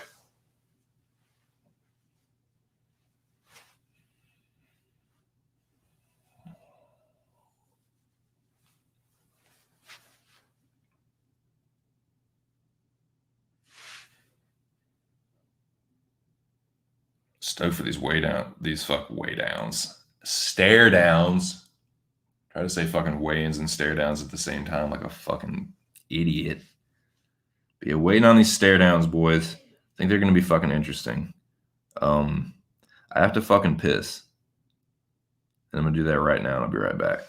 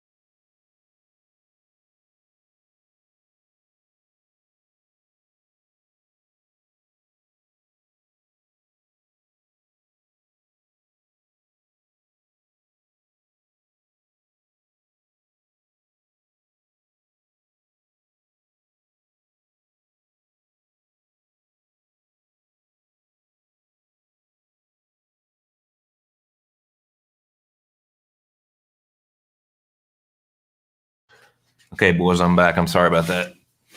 I had to grab some fucking cold pizza. Cold pizza for you. Good for breakfast. Good for breakfast. All right, looks like we're moving into position here. We are moving into position, boys. They're getting started. Fucking wolf down one of these fucking pieces of pizza.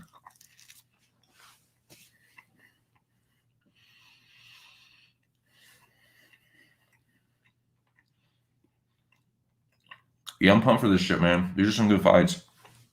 I think there's gonna be another card that people are like, "Oh man, there's no like big names," but it's gonna be good.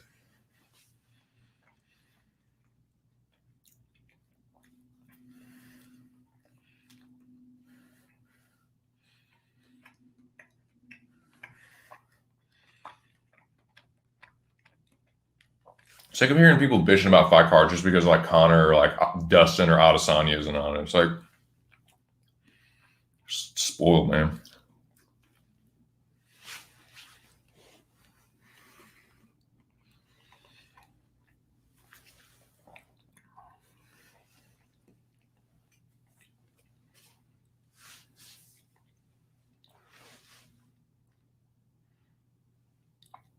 So I was talking about this on this is the thing that I couldn't remember earlier, and I remember it now.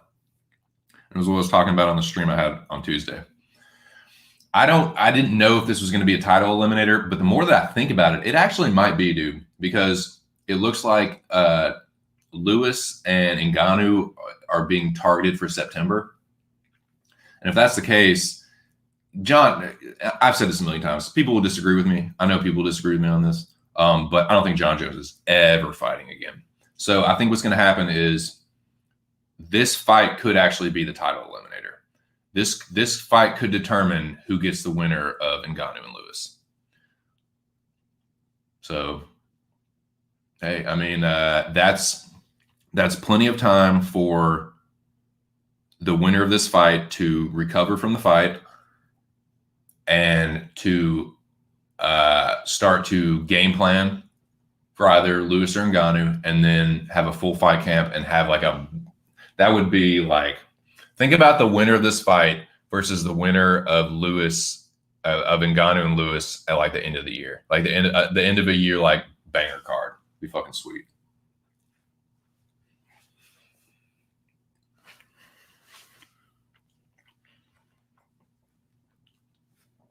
So we got Papa John's stuffed crust last night. It's actually pretty good, dude. The stuffed crust isn't too bad.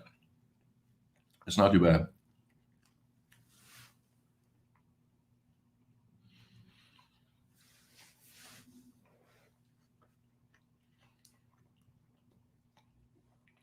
I'm usually not a big stuffed crust person, but it's not bad. So, yeah, I'm big on Ciryl Gane in this fight. I understand why people want Volkov. I'm definitely being a hater, but I don't really give a shit. I think Ciryl Gane is going to dominate this fight.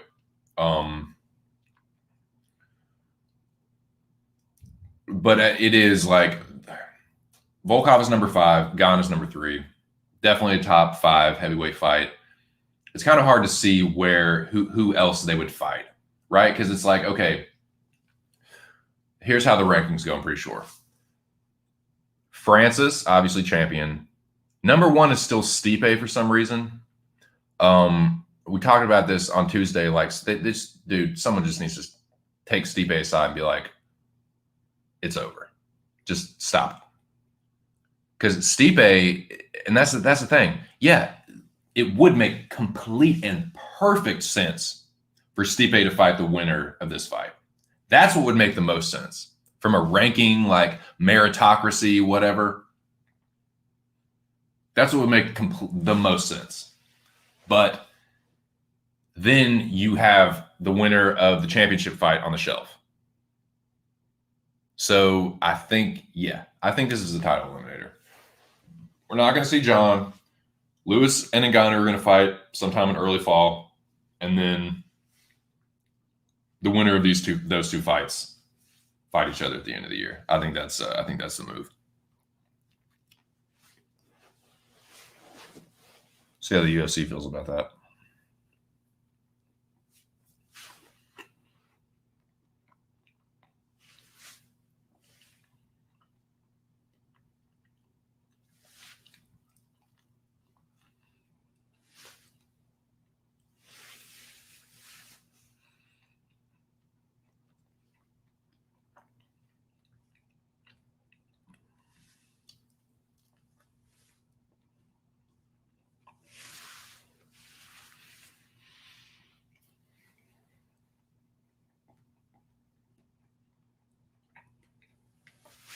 It's weird too, because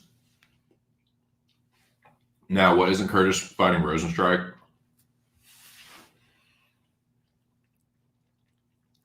That's either going to be Curtis is either going to get knocked out again, or it's going to look like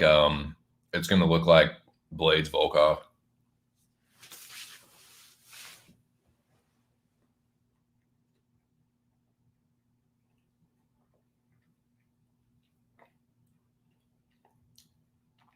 And actually, dude, I think that this is going to look a lot like.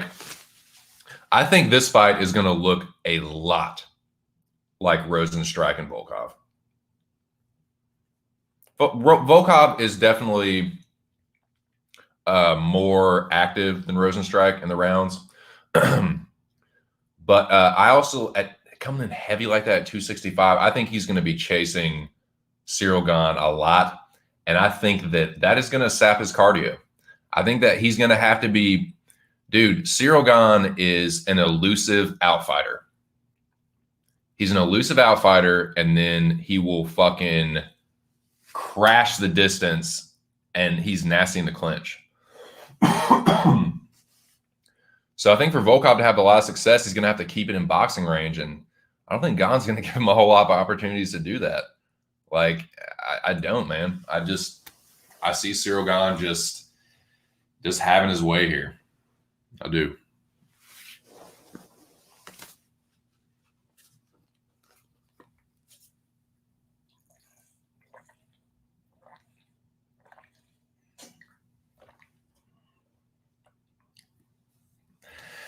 I get, like, Volkov is an underdog, so I get the underdog value. I get the gambler's perspective. If you're a handicapper, like, yeah, there's a shit ton of value on Volkov. A ton. But value doesn't always equal the bet cashing. It's a smart bet with the value, but it doesn't mean it's going to hit. Smart bets or quote unquote good bets lose a lot. Quite a bit, actually.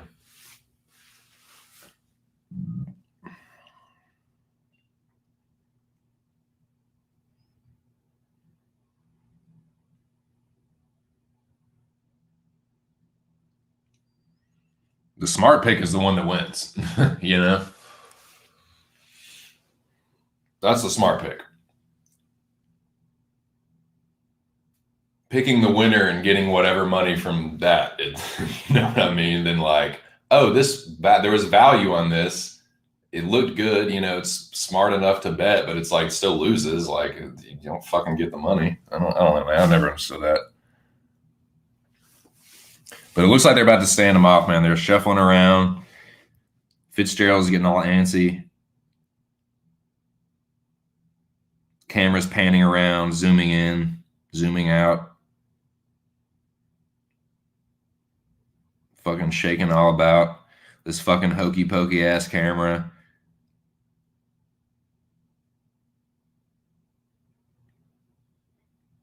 Fitzgerald's joking around with Demir, looks like. So they're about to stand these guys off soon. Demir rocking the spectacles. The seeing glasses. Interesting. Are they allowed to wear contacts when they fight? Do y'all know? Are they allowed to put in contacts? Or they just have to fight without them? I'd imagine that would be like a fucking, like a hazard, like stop the fight. Like, oh, my contact's out. I imagine they can't do that.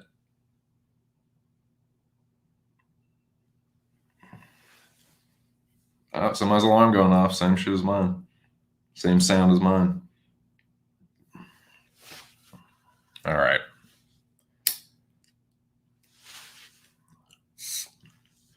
See Sean Shelby getting into position. All right, here we go.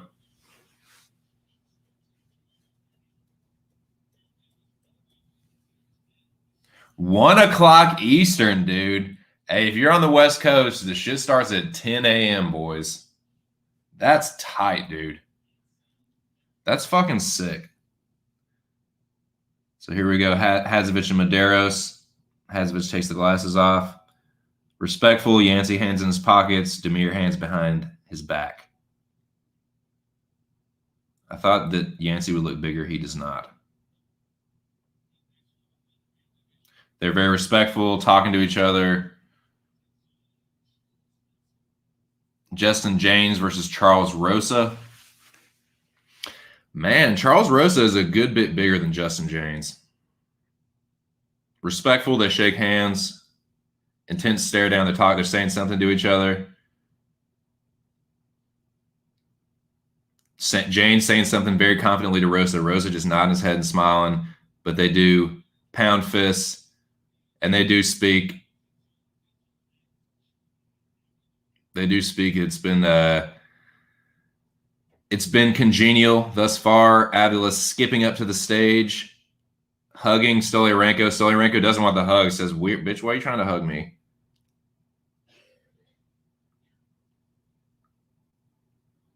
Very awkward. A little too awkward. All right, this is interesting. Villanueva looked pretty rough on the scales.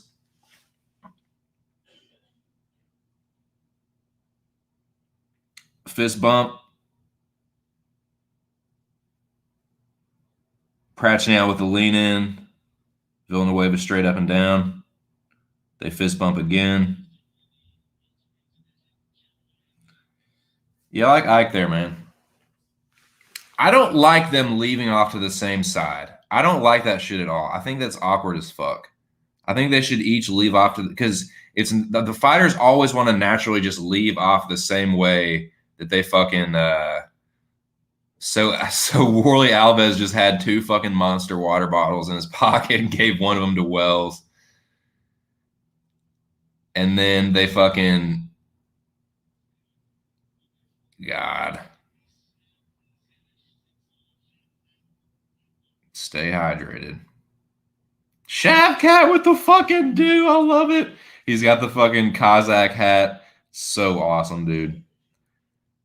God, he is fucking towering over Tractor, dude. It's going to be a knockout or a wrestle fucking thing. Shavkat is huge though, dude. Holy shit. It looks so crazy. He's got that massive like Kazakh hat and the huge like Kazakhstan flag, and he's just like dwarfing Tractor in every way. Hilarious. Okay. Kennedy, Danilo Marquez. Kennedy a little bit bigger, a little bit taller. Well, Marquez a little bit thicker, but Kennedy a little bit taller. Maybe they're the same size. Maybe it's the hair. Maybe it's the mini fro that's throwing me off. They're about the same size. I feel like Kennedy's a little bit taller still. But yeah, I like Kennedy there. Hinato Moicano and Jai Herbert. Jai Herbert is I thought Jai Herbert would be a good bit bigger than Moicano. He's really not. He's only like an inch or two taller. They're about the same size. Moicano looks thicker for sure.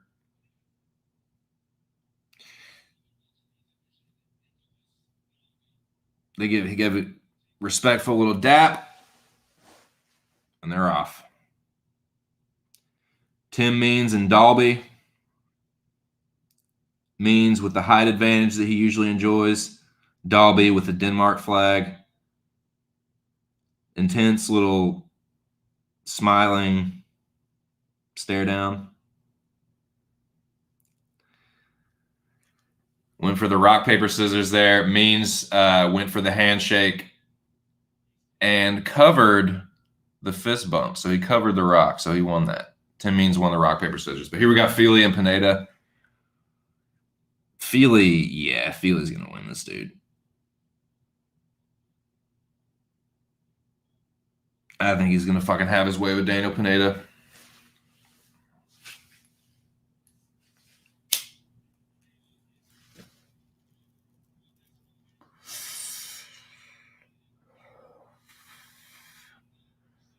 Believe in Howdy Barcelos.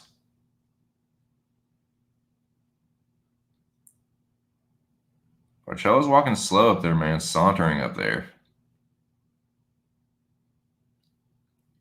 I think Believe is more live here than people think. I wouldn't be surprised if he gave Barcelos his first loss, but I'm still going to go with Howdy. OSP and Tanner.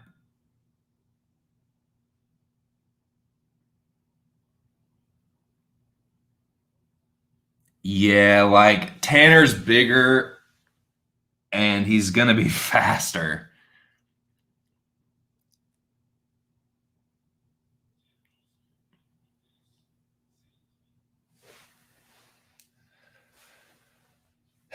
Kind of the same with this one, dude. I think here we go, though. I'm interested to see how they look standing next to each other. We know that Volkov is going to be a little bit taller, but whoa, dude, whoa. Volkov is not really that much bigger than Ciryl Gane. He's a little bit taller, but nah, man. Volkov winning 265 like that. And Gane, nah, dude. Nah. Volkov looks soft. Gane is like 240 and cut. Nah, dude. Gane is going to have his way. He's going to have his way with this one, boys. Ciryl Gane by dominant decision, possible submission, TKO. I know Volkov's got a brown belt, but I'm telling you, man, I think that extra weight, fighting a guy like Gane, stylistically, that's not going to be good for him, man. You're fighting a mobile outfighter, a guy that relies on movement constantly. So he's going to be, even if he is to have success, he's going to have to fucking get to him first. Yeah, I don't like that. If Alexander Volkov had come in like the same weight as Gane, I would feel a little bit more nervous. But man, coming in 265 like that, I feel even better. I feel even better about it. But that's the end of the weigh-ins, boys. So just real quick to kind of go back over it. Okay. Damir Hadzovic and Yancy Medeiros. Man, I'm really getting a feeling about Yancy now, but I'm going with my first instinct. I think Damir was actually like a little bit bigger than Yancy, and I think that he will he'll get the better of the striking. I don't know if he'll knock Yancy out, but I think he's going to do the cleaner work, and I think he'll get it done. I think he'll get it done. I'm going to go Damir Hadzovic probably by I don't want Yancy to get knocked out. Probably by decision. Justin James and Charles Rosa. I'm going Charles Rosa. He was a good bit bigger than Justin James, and I think that Rosa. I'm going to say he doesn't get knocked out. He weathers the storm and is able to get a decision. He might even sub Justin James because James' cardio is not very good, dude. And Rosa, he's a nasty grappler, man. He's going to have a serious Brazilian Jiu-Jitsu advantage. And if he gets on top of James when he's tired, it's not going to be good. But yeah, definitely go with Rosa. Definitely go with Julia Avila. If she can avoid Stoliarenko's armbar, I think she's going to fuck her up. Ike Villanueva and Prachnio went over this. I think that Ike Villanueva is going to crash the distance. I think he's going to force a much dirtier, uglier fight than Khalil Rountree was able to do. And I think he's going to find Marcin Prachnio's chin and I think he's going to fucking hit the off switch. And I'm going to go Villanueva by first round knockout. I'm going to say he does it in the first round. Yeah, I like Ike striking. I think that Prachnio's chin is still fucked, and consider how low volume, low activity Rountree was. He still put him on his ass and almost knocked him out. So I think Villanueva will do the same, and will actually put him away. So I'm gonna say Villanueva by first round knockout.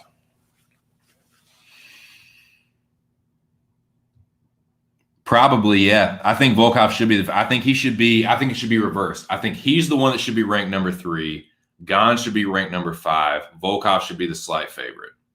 I think that's what it is. I don't see I think Gane has just about every fucking advantage in this other than just straight up experience. Stylistically, he has every advantage to me. I think he's a better outfighter. I think he's going to be a lot faster. I think he's the better grappler. I think he's better winning a decision. I just look at the guys at Volkov's decision and Timothy Johnson and Roy Nelson. Nah, man, fucking Gane is gonna be a ghost, man. He's gonna be a shadow. It's gonna be the French shadow, and I think he's gonna do the fool on Volkov, man. I think he's going to whoop up on him. I think that extra weight is really going to hinder Volkov's mobility against a guy that's already mobile as fuck. One of the most mobile heavyweights there is. Yeah. So yeah. So where are we? Yeah, Warley Alves, Jeremiah Wells. Wells could be live here, but I'm going to go with the experience of Alves. I'm going to say that he's not going to get beat by a dude on a week's notice, making their fucking debut. That's a bad look, man. I don't care how, much of a dark horse this dude might be. I don't think so, man. I'm not. I'm going to go Alves. Now, Shavkat Rachmanov and Michel Prazeres, holy fucking moly. I knew the Shavkat was going to be a bit bigger, but goddamn.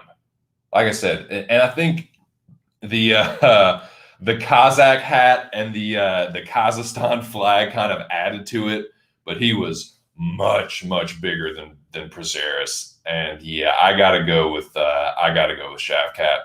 I gotta go with old Lockmanov. He's probably not a lock, but I think he's gonna get it done here. I think he's gonna get it done.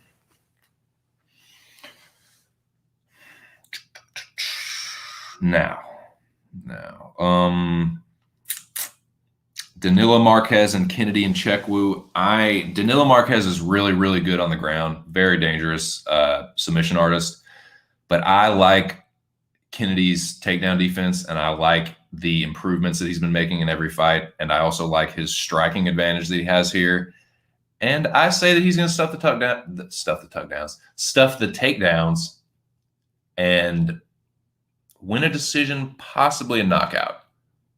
Because I think Marquez will gas. So I could switch that to actual knockout. Some of these picks I've already made on Tapology, and I might have to go back and see what I did and switch a couple of them. But yeah, I like Kennedy there. I think he's the better overall fighter. Marquez is really predictable and one-dimensional, and I think that Kennedy has I think he's a little bit better than that at this point.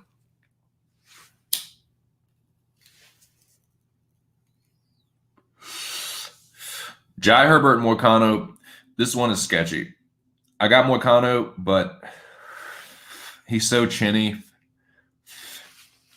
that it does make me a little worried. But I thought that Jai Herbert was going to be a lot bigger than this dude. Some of these motherfuckers are not reporting their height accurately because, no, he's not they're pretty much the same size. And Moicano actually looked a little bit thicker. So yeah, I got Moicano here. I don't see him getting his lights turned out by fucking Jai Herbert. If he does, man, that's a bad look. That's a really bad look. And you've officially got a glass jaw in your hands. Jai Herbert, he's nah, dude, nah. He's a good striker, but that is such a drop off. Aldo, sure. Zombie, sure. Fiziev, sure. Herbert, nah, man. Nah, you're officially, if you get, basically, it's like this. This is Jai Herbert's, second fight in the UFC? The first of which he got knocked out by a 40-year-old. If you get knocked out by Jai Herbert, you're officially, you're fucking chinny, man. That's you can basically, if you can get knocked out by Jai Herbert, you can get knocked out by fucking anybody. Any featherweight can fucking, or any lightweight, excuse me, can knock you out if fucking Jai Herbert's knocking you out, pretty much. Sup, Jimmy? Yeah, I think so too. I think the line should be flipped. I think that Volkov, the ranking should be flipped as well as the line. But cheers, Jimmy. Hope you're having a good Friday. Hope it's the end of the work week for you. Good luck with all your plays and bets and shit this weekend. I know you're on Volkov. Do you have Volkov by decision or TKO?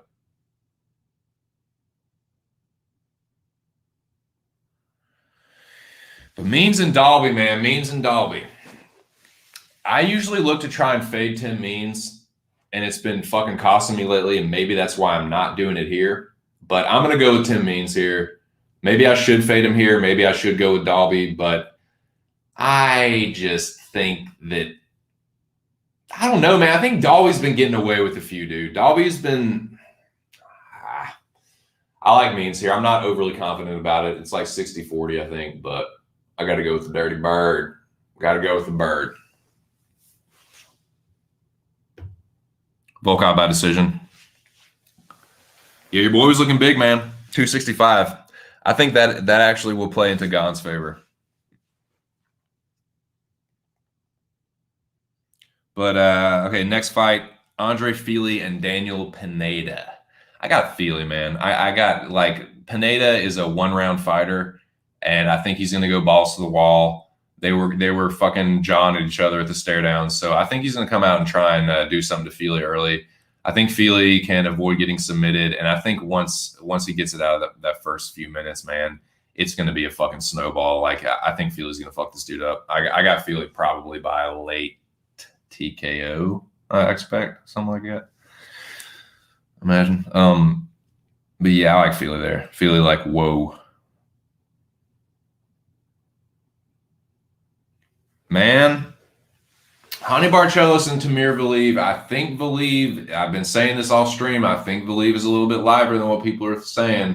I think that like people are like think that Hani Barcelos is like, you know, some untouchable, like unbeatable, undefeatable, indiscreetable. Like I don't know, man. Like he's good. I'm picking him here. I'm picking Hani Barcelos, but if he gets beaten by Tamir Valieve, it won't surprise me at all. Some people are going to be stunned, like how could Hani, like the undefeated in the UFC, Hani Barcelos, like you know what I'm saying? Like he has 2 fights against fighters that are like, they're pretty good. Like Syed's pretty good. Khalid Taha, he's not very good. He's okay. Who's it? Like Chris Gutierrez, like he's all right. He's pretty good. You know, that's a good win. But like to think that like it's like to go from that to me, like you know, some of the shit that people say about him, like man, I don't know if I would go that far. I think he's pretty good. Like I favor him to win this fight. I think he's a little bit better than Timur Valieve. I think he's a little bit better of a striker and definitely better with a jiu-jitsu. But I don't know, man. Like Valieve's a good grappler. Valieve's definitely a good grappler. So it won't surprise me. Definitely won't surprise me. Where are we at? See Gane stopping Volkov. Yeah, I thought it was going to be so real quick. Tanner Boser and Ovince St. Preux. I think Tanner Boser is all day. Tanner Boser all day. He's bigger than OSP. Like he weighs more than OSP, and he's going to be faster. I just think he's like, I just thought OSP looked so bad against Rothwell, and Rothwell looked bad too. And like, yeah, I think Boser, he's got age advantage, speed advantage, like maybe even a little bit of a power advantage. Like, I don't know, man. That probably about the same power. Like, yeah, I mean, to be fair, yeah, OSP like does have a little pop on his punches, and like, yeah, he's definitely got a nasty like high kick, but he's so like looks so bad, man. Yeah, he's 38. He's not. Nah, I got Boser. But yeah, the main event, man. Yeah, I am feeling even more confident about Ciryl Gane. That weight is gonna just help him out. Like the style of fight that I see it playing out is going to be a kickboxing match. If anyone's going to mix in the grappling, it's going to be Ciryl Gane. And I think if he does, he'll have success because it's going to be a point fighting match for the first couple rounds, probably. Who knows? But yeah, I think he's the better outfighter. I think Volkov needs a fucking old like punching bag in front of him, basically, to tee off. I think he's going to have a hard time finding Ciryl Gane, honestly. He's going to be chasing him down, and I think that extra weight is just going to wear on him more. So I see Gane winning it. I said earlier in the week that I had Gane by close decision. I think it's going to be a pretty fucking dominant decision. I think it's going to be – I see Ciryl Gane winning a 49-46 or a 50-45. Probably like 49-46. Maybe give Volkov one of the early rounds or something. Because – every and I went back through, like I looked at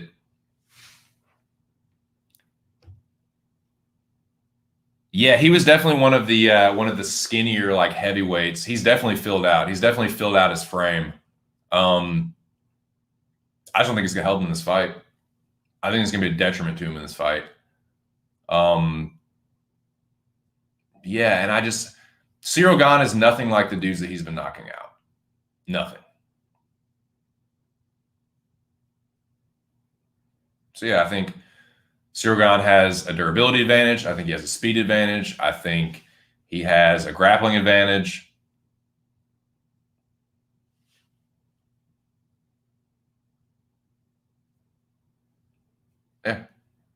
Give me Cyril Gahn. Yeah, dude, he's like 39, 38, 39. Like, no. He watch him. I mean, he could pull something out of his ass, man. Jack was joking about it on Tuesday. He's like, yeah, he thinks he'll just win by OSP. He'll OSP via OSP. Like, yeah, I can see that, but I guess. But man, 7 times, 8 times out of 10, Tanner Boser wins this fight. He's just gonna leg kick him and circle around, and then when OSP starts to plod forward, Boser will jump in with a fucking combo, back out, rinse and repeat. That's kind of how I see it going. I think he might actually knock OSP out. Like, I think there's a bigger chance that Tanner can knock OSP out than Gahn knocking Volkov out. But I don't know, man. Cyril Gahn, that's 240 pounds of fucking twisted steel and drop your Bodie butt to the curb appeal. You know?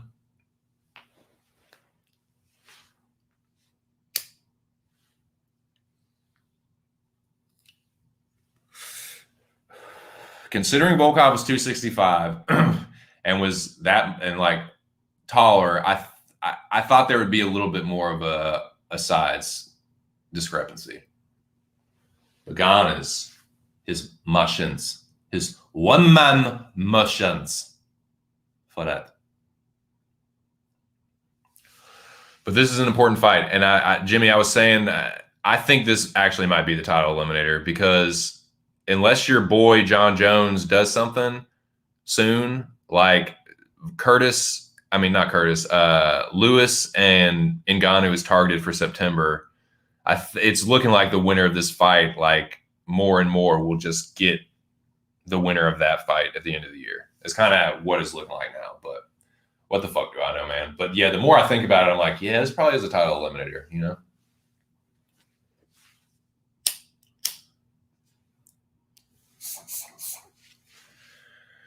Yep.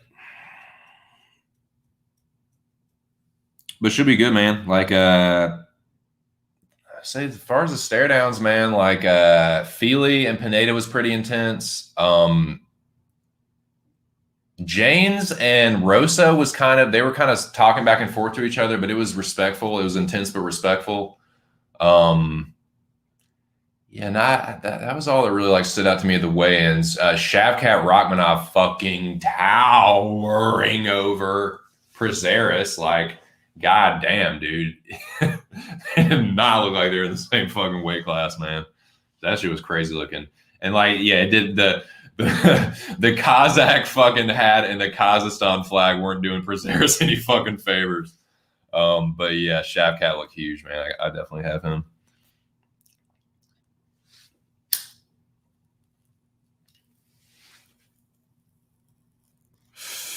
That shit was wild.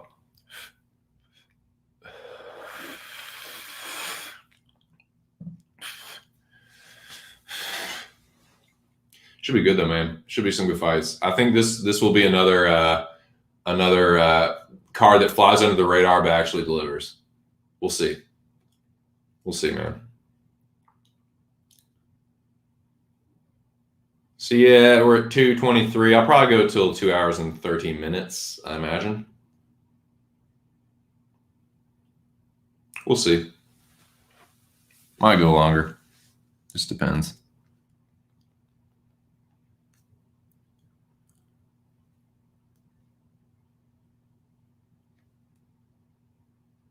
So yeah, man, we talk about whatever. Those are my picks. I would say, okay, so as far as this fight card, my most confident picks are Cyril Gahn, Shavkat,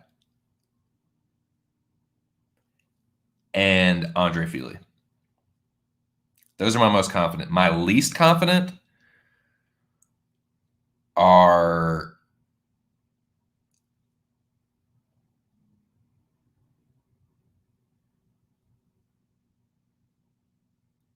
I'd probably have to say Tim Means.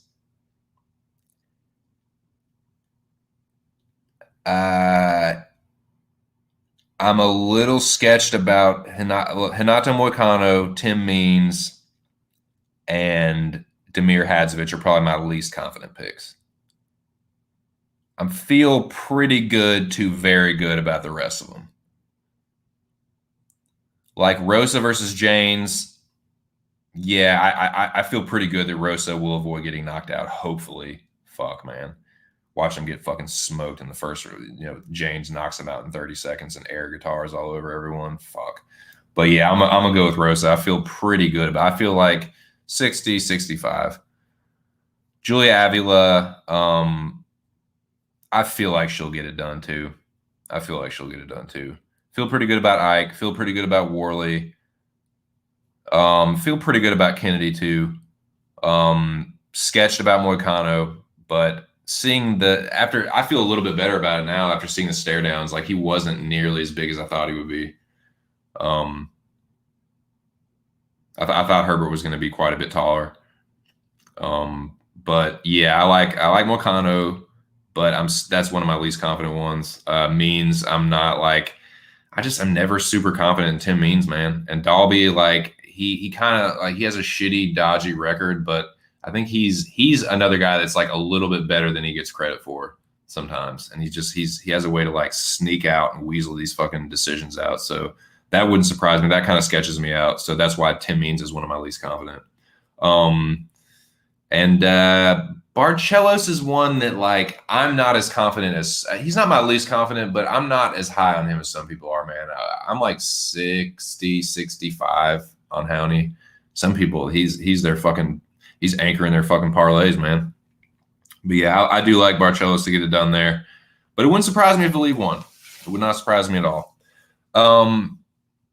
Yeah, Tanner's another pretty confident pick, man. I feel pretty damn good about Tanner Boser as well. So yeah, my most confident picks on the main card are Gane and Boser. Most confident on the prelims are Shavkat and Worley. Probably my most. Let's see what we got here. Oh, that was the same comment. Dude. Fucking idiot. 2 cents. Remember what? Yeah, man. He's like steadily gotten bigger and bigger and bigger. Yeah, so I mean, on one hand, yeah, like you like if you're a Volkov fan, you like to see that. Like, he's probably gonna increase his punching power. Filling out his height, That's a good thing. I just think in this particular matchup, it's gonna work against him. We shall see though, man. I think it's a title eliminator. I think this is a title eliminator, boys. It sure feels like it. It feels like it more and more and more. So, yeah.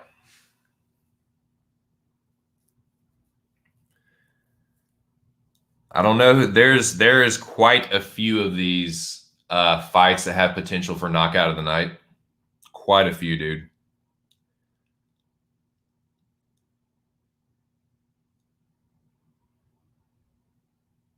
Dude. Here says most confident Avilos to watch or lose. That's what I'm saying. Like watch Volkov knock Gane out in the first round. I'll look like the biggest fucking retard.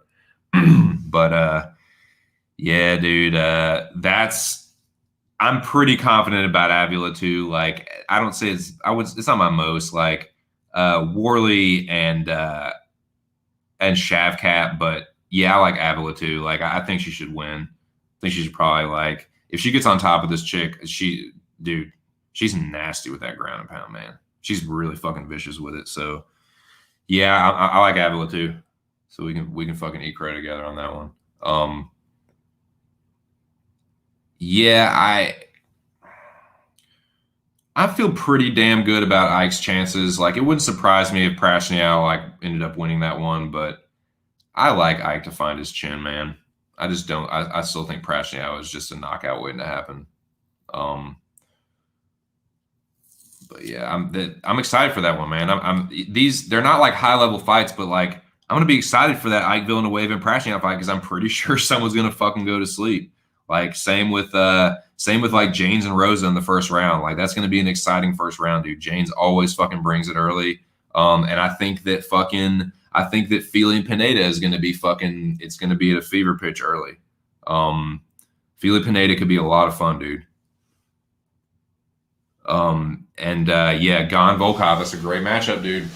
It's a great matchup. Of course, you know I'm all on fucking Ciryl Gane, but it could end up being close. Earlier in the week I said it was going to be closer, but now, yeah, I'm thinking more of a dominant Gane decision. But we'll see. We'll see.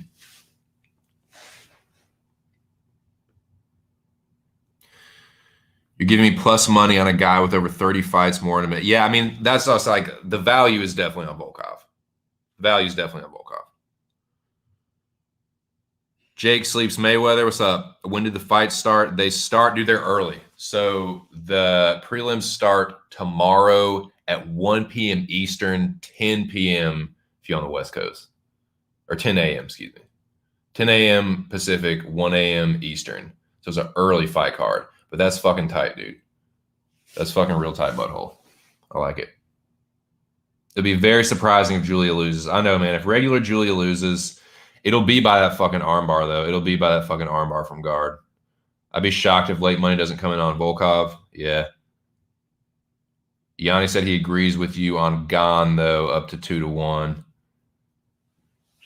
Yeah, I like Ciryl Gane. I'm a big believer in him. I think he's the fucking he's gonna be for the heavyweight division, he's gonna be the way and the truth and the life.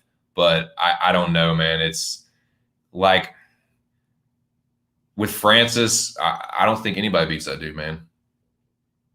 I'm definitely an Ngannou stan, and maybe that's what it is. Maybe it's the bias, you know, because Ciryl Gane's his training partner. But nah, I think Gane is the shit. I think he's gonna end up being Francis's biggest challenge. Yeah, like I've seen like, you know,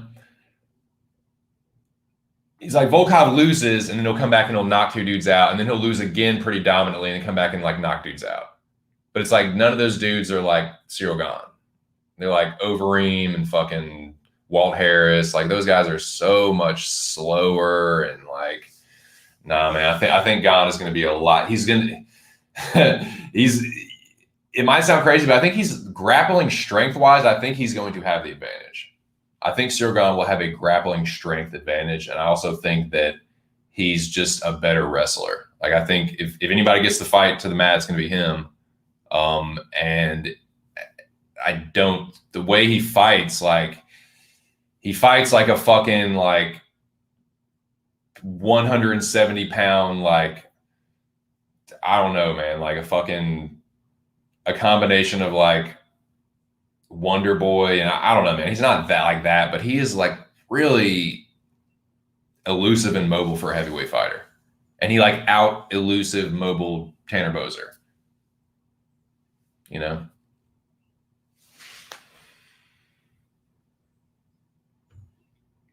He's definitely a character. He's definitely a character. Yeah, man. I don't know, dude. I don't know. I don't see how Volkov wins this fight. I don't see how Volkov wins this fight. I don't see him winning a decision. He's gonna be chasing Gane all fucking night. I don't see him knocking Gane out. Gane is pretty fucking durable. Yeah, he's gonna be much faster. He's gonna be chasing and getting countered. Chasing, getting countered. 70% of the time, the fighter with the longer reach wins. Bet the house on Volkov. Well, if that's the case, then bet the house on Ciryl Gane because Ciryl Gane actually has the reach advantage. It's an 81-80 reach advantage for Ciryl Gane. Actually. So yeah, he has a reach advantage. He has a speed advantage. He has just this style-wise, like he's a better point fighter. He's going to be kicking the living shit out of Volkov's legs, circling around, boxing him up when Volkov's chasing, he'll just I'm telling you, he's gonna style all over him. Style profile.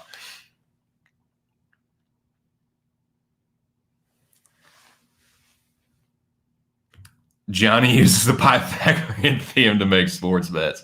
Yeah, he's a wild dude, man. He's a wild dude. So yeah, that was funny, man. That was a shout out to him and Clint, man. That was definitely interesting. That was an interesting stream. But what was I gonna say? Yeah, man, I like Ciryl Gane here. I like him a lot. I like him a lot in this fight. I don't see anybody beating him except Francis. But I think he has potential to be future champ. Volkov's a good fighter. I know I'm talking a lot of shit about him right now, but Volkov's a good fighter. And it'll be a nice little feather in Ciryl Gane's cap if he is to win this fight. I think he will. The Pythagorean theorem. Isn't that like the side A plus side B equals side C or something? Some shit like that. What's dude? There he is. What's going on, man? How are you? Who you like this weekend? Who you like in the Jimmy? Cheers to Rogue. Cheers, cheers. For sure. I need to fucking reload this chalice. So Rogue, who you liking this weekend? Who you like this weekend? Everybody feel free. If you'd like, if you feel comfortable, drop your picks, plays, parlays. Let everybody know what you like. Jackie boy, what's up? Oh shit. Usual suspects in the house now. Good. Checking the weigh-ins. Right on. Like Volkov. Right on. Yep. Rogan Jimmy like Volkov. Your boy's rolling heavy with Ciryl Gane. Getting pumped for these fights, boys. I'm looking forward to them. Be good, man.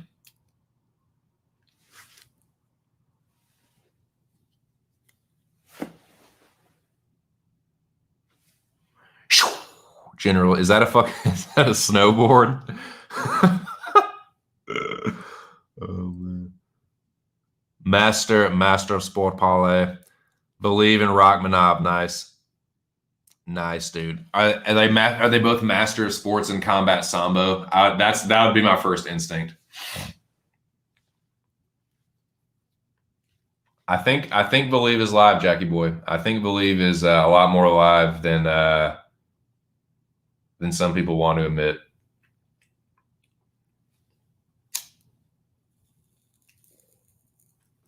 Probably more live than I want to admit.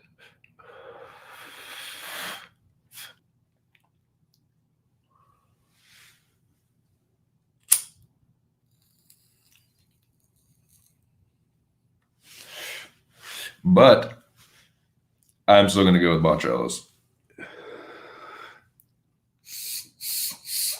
But best of luck with that parlay, Jack.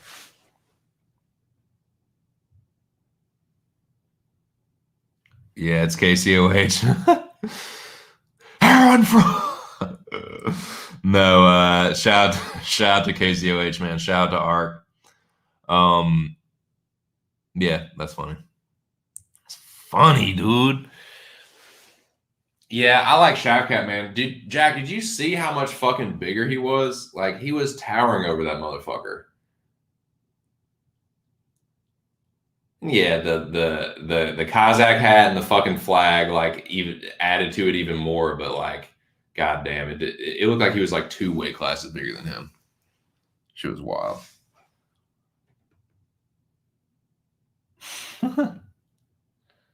Dogger pass on Belief, staying away from Barcelos. I don't blame you. I'm taking Howney, but it's a slight lean. I see people that are like anchoring him in their parlays and like, best of luck. On some real shit, best of luck to everyone for real. I always say this: I would rather people hit their bets than me get my fucking picks right because I don't bet or anything. So yeah, I'd much rather people make some money. So best of luck to everybody. Yeah, now from a gambling perspective, like, yeah, the value on Volkov is definitely there. I feel like that's almost like a trap, though. I feel like people are just like, it's like they're just like tempting people to take Volkov at that value, at that line. I mean, I just think just Gane is stylistically just a tough matchup for him. I think it's a real tough matchup for him. Like I said, compared to the other guys he's been fighting, Gane is nothing like them. Certainly not like the guys he's been knocking out. So yeah, if I was a fucking betting man, I would be hoping that people late money came on Volkov and get Gane closer to like pick 'em odds. So yeah. Crazy. Look crazy fucking big. So no. Shavkat been a lot crazy how you got. That's wild, dude. That is fucking wild. OSP was 230, Boser was 240. So yeah, OSP Boser is going to be bigger and faster. Surprisingly. Oh man. Yeah, I got Boser all day in that one. I got Gane and Boser all day.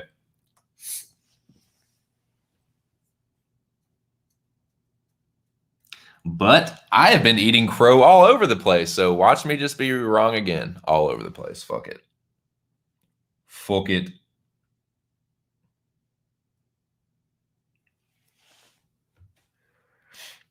Yep. That's it. That's the one. 240, 230, just like the fella says.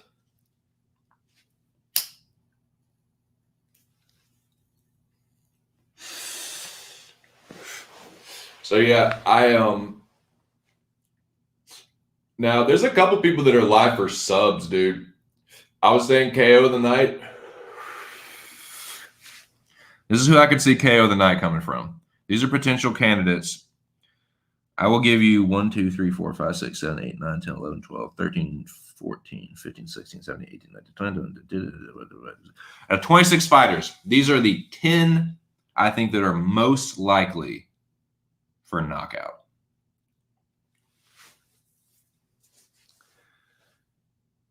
Justin James, Yancy Medeiros,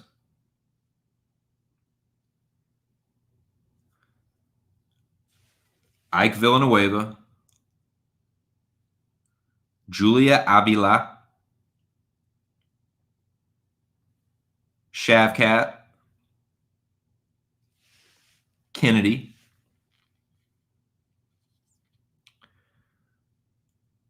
I thought that Jai Herbert would be pretty live for one, but now I don't know, man. I thought he would look a little bigger, but maybe Jai Herbert. Say put Jai Herbert on there. Andre Fili, Tanner Boser. I know some people are going to say Alexander Volkov. I don't think that's true. I'm not going to say Cyril Gane either, though. I'll probably say actually OSP. OSP's crazy ass could probably get a fucking head kick or something. You know what I'm saying? OSP. You like OSP in that fight? Right on. Tim Means look extremely frail. He looks like Tim Means never looks impressive to me on the way. He just has like a fucking dad bod. Hey man. Janes, that first round, Janes can knock anybody out. I really believe that, dude. At like 55 or 40, I was surprised though that Rosa looked bigger than him. I thought James was going to look a little bigger, but Rosa was bigger than him. And yeah, I like Charles in that. I feel a little bit more confident about Charles than I did earlier in the week. But James is always live in that first round. He fucking hits like a truck. And yeah, I'm a little worried about that because he always brings it early. So yeah, he's live. He's live like a motherfucker for a knockout.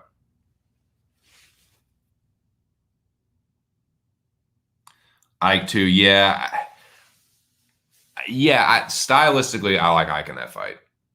I like Ike. I think he's the tougher fighter. I think he just has more dog in him. I think he's just gonna outdog Prachnio and crash forward and find the chin. So yeah, I like Ike by round 1 TKO. Feels like an unders type of card, yeah. I feel like quite a few motherfuckers are going to be fucking looking up the lights. Physique wise, yes. Physique wise, he looked in better shape. Rosa looked a little drained. James looked a little drained too, but James was cut. He was cut. He looks like he's been preparing for that. Because didn't he used to fight at wasn't he fighting at lightweight? Didn't he fight Camacho at lightweight? No. What? No. No, it's featherweight. No, it's feather because he fought. Yeah. Yeah, because he fought Gavin Tucker too. No, that's featherweight. I'm sorry, it's featherweight. Featherweight. Got a feeling James is going to bully him, crash the space, and make his shots more impactful. Yeah, in the first round, yeah. I think it's less live for that the later it goes. Like I think if James has proven time and again to be a 1-round fighter. If he's been working on his cardio, then it'll be a different story, and I think he will win the fight. Because he's definitely hits harder, and I think he's overall the better striker. But I don't trust his cardio, so I'm taking Rosa because of that reason. Rosa is definitely not one of my most confident. He's one of my less confident picks. Because of that reason, because James is so dangerous early, and Rosa, like, he's shown that he can be put down. He's shown that he can be caught, and like he's shown like mental lapses in fights before. So I think that James is someone that could capitalize on that early. So yeah, I would never bet Charles Rosa, but I think he will get it done. I think we'll just kind of see the same thing. Like assuming he doesn't get fucking chinned. I think we'll see the same thing that we've seen in like a couple of those. Like he gasses the fuck out, and like if he gasses out against Rosa, I think he's gonna get subbed. So yeah, that's a good one though. That'll be an interesting fight, especially first round of that fight. Don't fucking blink. Don't fucking blink.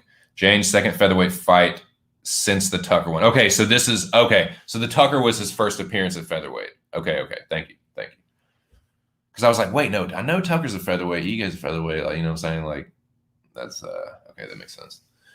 I have not been watching Tough. Has it been any good this season?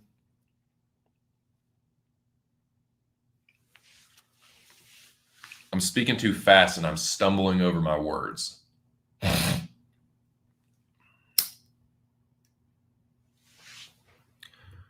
Jimmy's been watching. He did. He dropped Tucker. Now, Tucker has shown himself to not be the most durable. He had the shit beaten out of him by Rick Glenn. He was dropped by Justin James. He was one-punched by Dan Ige, who doesn't have that many knockouts. So, yeah. Now, James cracks. There's no doubt about it. He fucking swings for the fences, and he has some fucking pepper on those punches.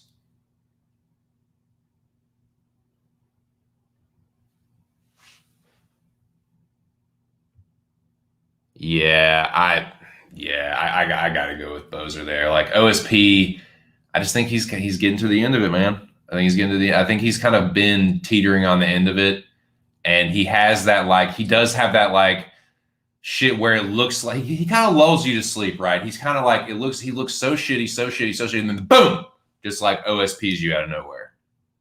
But I just don't see him like catching Boser like that. Like Boser's like gonna be way quicker. Yeah, I'm not buying 39-year-old OSP at heavyweight. I mean, he might look better than Rothwell fight, and he might, go out here and sneak one on Boser, but I don't think so, man. I think Boser's gonna have his way, and I tell you what, man, everyone thinks that Tanner Boser, like, don't have no power or nothing, but dude, he can actually fucking hit a little bit, and I wouldn't be surprised if he knocked OSP out. Would not be surprised if he knocked OSP out. OSP's tricky. He's a tricky southpaw, but I like that's Boser's straight right hand that could really fuck OSP up. Boser has a karate background too, so Boser, he does look for that counter straight. That's the bread and butter karate punch, and he's good with that. Yeah, I like Boser. Like they're like, whoa. What do you think, Jimmy? Don't want to drop spoilers, TC. Oh, that's fine. That's fine. You can. For Ultimate Fighter, that's fine. I don't care. I don't see myself watching it. Bowser always feel like Bowser's always a favorite and never delivers unless fighting a jobber. Yeah. Yeah, no, that's fair. That's fair. Like I don't think that he's I just don't think that OSP is really shit anymore.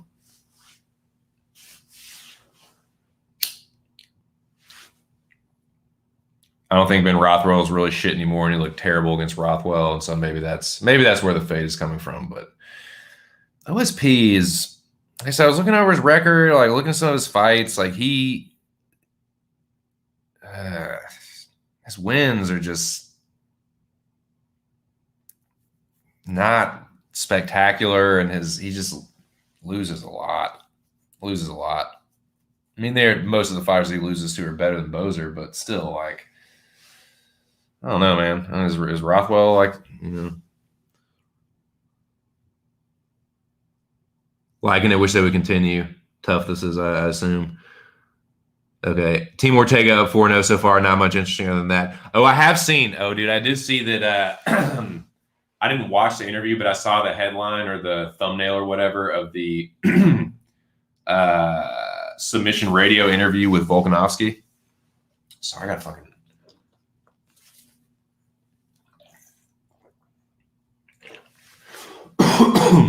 Sorry, boys. I got cotton mouth. I got fucking phlegm in my throat. Yeah, that one made me feel a little bit better about it. That seeing that Demir was bigger and just as tall. Like I thought, for some reason, I thought Yancey was going to look a little bit bigger than him. Was going to be like taller and longer. He might be a little longer, but yeah, I like Demir there. I think he's just going to kind of outstrike him. I don't know if he'll knock Yancey out, but Demir's got pretty crisp striking. So I think he gets the better of it on the feet. I don't think Medeiros will be much of a grappling threat. But I tell you what, if Yancey was smart, he would go grapple heavy, or at least mix that in, because Demir will definitely be worried about that, or not expecting it anyway. He'll either be worried about it or not expecting it. I kind of wonder what a fighter like that's mentality is really. If you're someone that's shown like a clear hole in like your takedown defense, let's just say Hadzovic, for example, is that something that he just like worries about now in fights, or something that he just never worries about it, and so that's why it always happens? Like he's just like, I don't care, I get taken down. Because like thinking about it in this fight, and I'm probably just overthinking it, but like, okay, is he going to be thinking, okay, Yancey isn't going to be a takedown threat at all, Medeiros goes grapple heavy and just, surprises him? Or is he like constantly worried about that now? Like, oh, I've been out grappled and choked so many times. Like I'm more worried about the takedown, and he just, I don't know, man. I'm probably overthinking that, but yeah, I like Demir. I just think that he's the better striker, and I think that's how it's going to go. I think it's just going to be a striking affair. I want to take Yancey, dude. I want to take Yancey really bad. I think it'll be a good one. It will be a good one. I think it's just going to be a straight up, just stand up. I think a couple of these fights are going to be like that, just MMA kickboxing matches. Gane and Volkov. I wonder how grapple heavy OSP is going to go. I was going to say OSP and Bowser too, but I don't know, man. Maybe OSP tries to wrestle with Bowser, sees the success that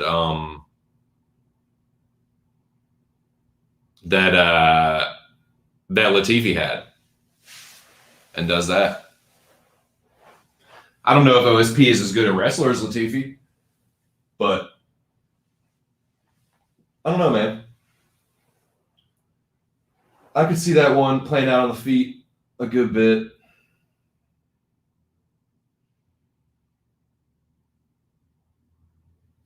If Moicano and Herbert plays out on the feet, Herbert is live.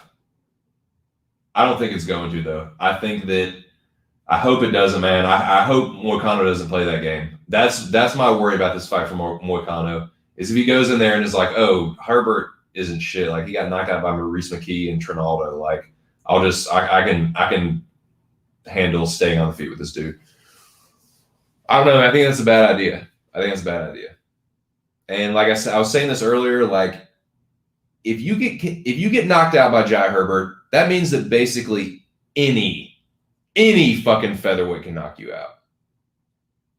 Or excuse me, lightweight. Definitely lightweight. So yeah, if you get knocked out by Jai Herbert, then basically you're live to get knocked out by just about every fucking fighter on the roster at lightweight. I'm not saying Herbert's not a good striker, but nah, he should. If you're Renato Moicano, you need to fucking win this fight. You don't need to be losing to fucking Jai Herbert by knockout. All those other ones are acceptable. Aldo, Zombie. The Zombie one's been aging pretty nice. Zombie and Fiziev. A lot of people think Fiziev is the real fucking deal. He's a really good striker. So those aren't shameful knockout losses at all. But if you lose to Jai Herbert, it absolutely fucking is. I don't care how touted that dude is, like in Cage Warriors or whatever. Like, dude, you got knocked out by Reese McKee and you got knocked out by by Trinaldo.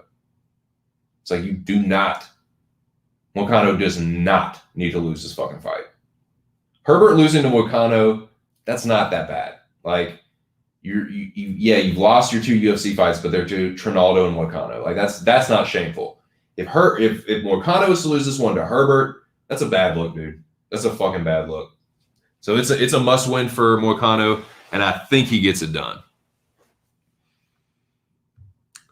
I don't blame you. I didn't care to tape that one myself, honestly, and I did not. No, that's not true. I did watch Marcin and Khalil Roundtree. I watched that whole fight, so that was a lie. But I didn't tape it much after that. I said, okay, that's what I needed to see. General taking notes. Dalby looked ready to go. Yes, he did. He looked focused. That's another one that I'm kind of getting sketched about, boys. As we're sitting here talking, as I'm thinking about it, as I watch the weigh-ins, there's always one that I'm kind of like, am I on the wrong fucking side here? And that's the one, because I was sketched about that pick to begin with, because I feel like Tim Means is a guy that, like, I don't know, man. People really like Tim Means, and every time Tim Means is fighting, there's always a certain percentage of people that are just like, Tim Means is a lock, bro. Tim Means is going to destroy this dude, bro. Like, Tim Means is a good fighter, but I've seen Tim Means beaten enough times that I don't know why people just come out and say he's a lock every time. I'm picking Tim Means to be sure, but I'm not very confident in that.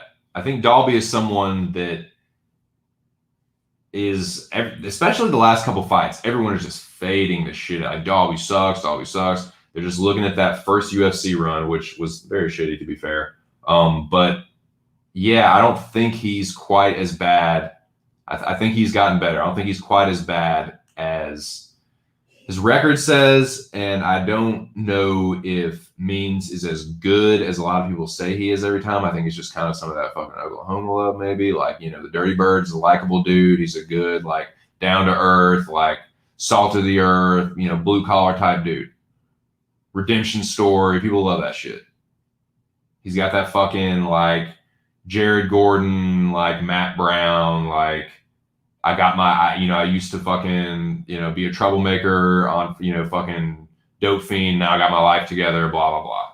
So I think that kind of, like, gets fueled into, like, the predictions sometimes with Tim Means fights sometimes at the Department of Redundancy department. But I'm going to go with Means here. I really don't do well picking Tim Means fights. Your boy crushes it with Dan Ige, win or lose. Tim Means, can't pick it to save my life. Can't fucking pick my nose in a Tim Means fight, dude. It's really bad. But I'm gonna fucking go with Means here. You know, if I'll tell you what, if I get this one wrong, y'all can just start calling it the fucking like whichever one I pick in the Tim Means fight, go the other way kind of shit.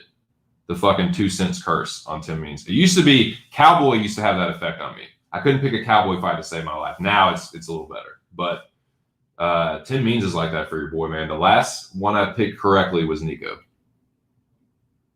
So, yep. We'll see what happens.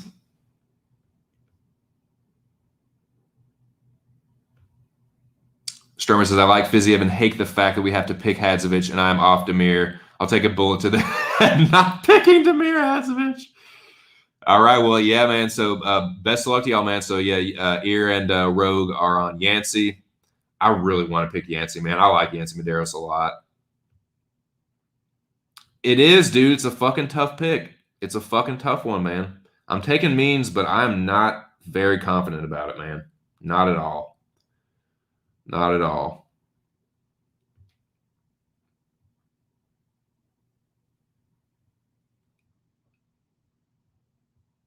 Half joking, I don't want to take him. That's funny. General. The Tim Johnson, Timur Valley, Tim Means. Nice. Tim, bun. He got the draw with Till, and I rated that because of his ability to realize he need. Yeah. He realized he need. Yeah, I agree. I agree with that. He does, man. He definitely, if he grapples in this fight, I actually like his chances more. Like, I don't know, man. I thought that D-Rod kind of got fucked in that one. But yeah, I'm gonna ever slow slightly edge it to Means, but it's a close one, man. Dalby is a lot more alive than people think, is what I would say. Yet and still going with Means.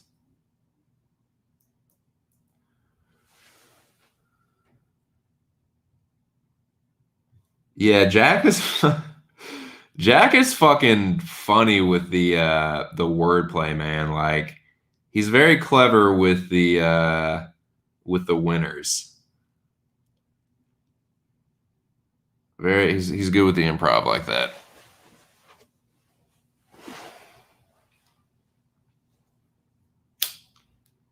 Cheeky.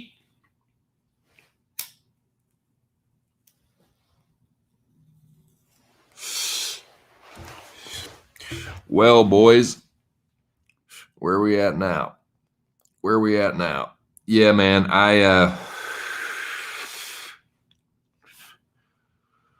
Warley, I'm not quite. I was a little bit worried about him, but I think that Warley should get it done. This is another one where it's like, man, guys can come in on short notice and win, but they usually do it in the first round, right? Right, like it's like a Justin James kind of thing, or a Terrence McKinney kind of thing. That's when Warley's the most dangerous, and I don't see him taking out Warley Alves in the first round. I can actually see like Warley taking him out in the first round. Like Warley is like almost, I'm not saying he is, but he's almost damn near like champion level fighter in the first round. His ability in the first round is scary. And then it drops off pretty significantly. But this dude is just such a question mark, Jeremiah Wells, coming in on a week against a dude that has that many fights. He fucking has win against Colby. Like, yeah, I'm gonna go with Warley Alves. He is not the most reliable barrage in the world, but I think that a barrage like him should win this one against this other barrage. So I'm going to go with Alves. I'm going to go with Warley double L. Anybody on Danilo? No, sir, says Ear. No, sir, says me. No, sir, says Rogue, but he might be a good pick. I actually don't think that's a bad pick either. Like he's much better at jiu-jitsu than Kennedy. On the ground, he has a clear advantage. That does worry me a little bit. I like what I've seen from Kennedy's takedown defense, though, and I'm counting on that. I'm banking on that. So I'm hoping that Nchekwu will Nzechukwu. I don't know how to fucking pronounce his name. Kennedy will be. Danilo's another guy that gasses out too. So I like Kennedy to kind of pour on the damage late and maybe even get him out of there late. So I like Kennedy in that one. But Danilo, I don't think that's a bad pick because if he gets him down, man, and he stays down for like even a few minutes, like, dude, you want to talk about like live for an arm triangle, live for any number of submissions, man. Danilo's nasty on the ground, so Kennedy's going to have to make sure that it stays standing, but I think he can. I think he can. Not overly confident in it, but I'm going to say he does and gets a decision or possible late TKO. That would surprise me either, man. I'm going to I like what I've seen from Kennedy. No confidence. If I pick Marquez, Kennedy would chin him. If I'm picking Kennedy, so watch Marquez take him down. Dude, I swear there's like a fight like every fucking week that I'm just like, I know that I'm gonna pick the wrong one. Like the path is like so clear there's a clear path for each fighter, and I just know I'm gonna be on the wrong side of it. But no, I definitely know that feeling, man. KCOH parlay. Kayla Harrison and Larissa Pacheco. Who the fuck is Larissa Pacheco? Everybody, dude, that's the thing. He's so predictable. Everyone and their mother, like even all my neighbors that don't watch UFC, they fucking know that Danilo Marquez is gonna fucking shoot takedowns. They know he is. Everyone knows he does. Inside 20 or 30 seconds, boom, takedown. He's going to shoot that double leg. You better fucking believe it. So yeah, I think yeah, it could be dude, it could be like a fucking Johnny Walker Ryan span. Like he shoots the double leg, pins him up against the fence, bop, bop, bop, like elbows to the side of the head. But yeah, I like Kennedy. I think he's gonna get it done. More and more I think about like I don't have the confidence that Noah does for the early knockout, but I can definitely see a later knockout. But yeah, I like that. I like Kennedy by knockout. Kennedy takedown defense looked good against Craig. Craig is not that great of a wrestler. That's true. Craig's definitely more of a jiu-jitsu somish artiste. He likes to work off of his back. That said, he is, but that's not really relevant here now, is it? Well, I mean, it is because he fucking choked Kennedy, but I think that Paul Craig is better than Danilo Marquez, but it's still sketchy, man. It doesn't mean you won't sub him. But I'm gonna bank on it and say that Kennedy avoids it. He'll be ready for. I'll say that he'll be ready for it. Hopefully, stay on the outside. Wait for him to fucking shoot. Let me ask the chat this: what do y'all think is like the best counter to the takedown,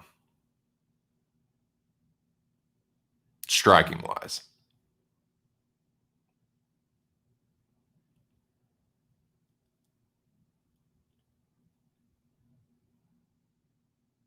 Or not necessarily striking wise. It's better to defend the takedown or to counter the takedown. I guess that's what I'm asking. Defend the takedown or counter the takedown?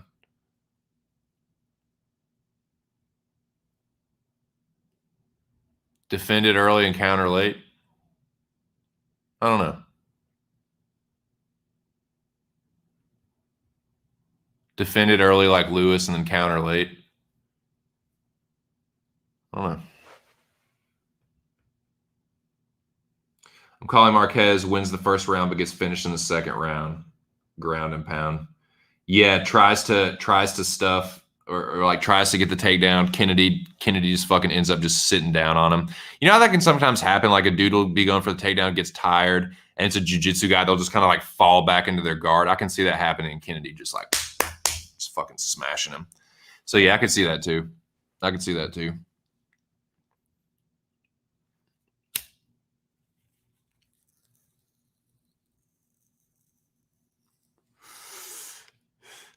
Yep. Yeah, I like what I've seen from Kennedy. It looks like he is getting better fight to fight, and he's still young.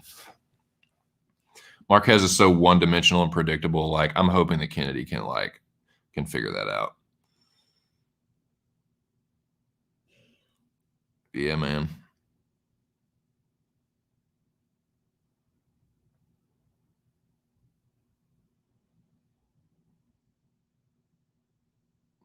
Yeah, the more I think about it, I feel like I'm in the Ciryl Gane Alexander Volkov fight. I don't think it's going to be a close fight. I think one way or the other, one dude is going to dominate.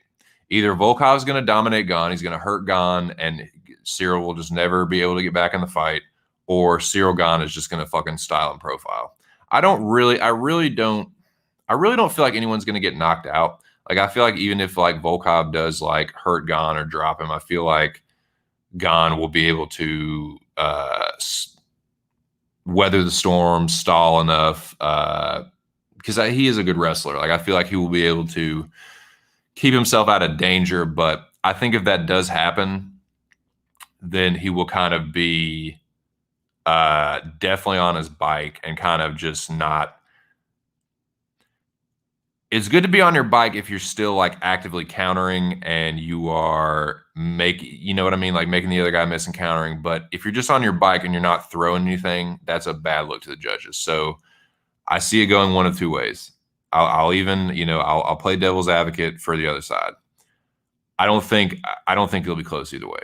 I think either Volkov is going to dominate Gane or Gane is going to dominate Volkov. I think the latter will happen. I think it will be Ciryl dominating dude, but I think if Volkov is going to win, it's not going to be close. Like I don't think he's going to knock him out, but it'll either be by that or a pretty clear decision. But yeah, I don't see that. I don't see that being fight of the night. I think that's going to be ass whooping of the night, one way or the other. Or schooling of the night, one way or the other. You know what I mean? That's just my thoughts though. But live for the knockout, yeah, I think James, Warley too in the first round. Ike,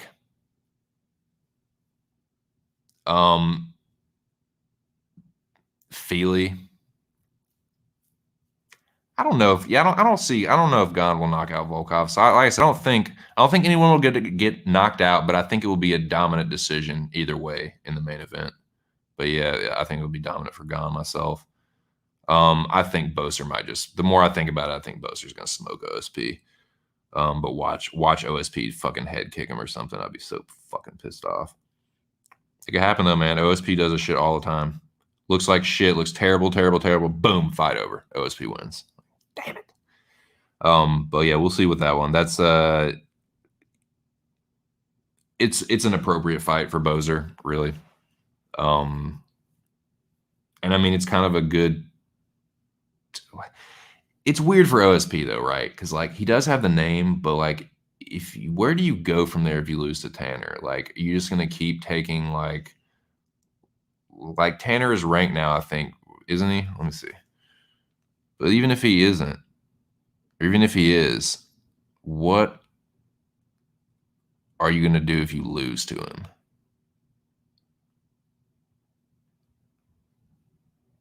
I'm saying, like, where do you go from there? No, man, Tanner's not ranked. You just can keep taking like low level heavyweight fights at 40. I mean, I know some guys do that, but like, I don't know, man. Seems a little like it just seems a little fucking low rent for OSP. I feel like that's a little beneath him. I know it sounds crazy to say as much as I've kind of been dogging him. Like I think that is a little beneath OSP. Like, okay, you can't really compete with like the top of the division or the outside the like barely outside the top 15. Like that's fine. There's no shame in that dude. But like, I don't know. I feel like this is a little beneath him to just be taking like, the people they're bringing up from contender series or like just make himself like the fucking heavy bag of like 265. I don't know, man. That's just kind of how I feel about it.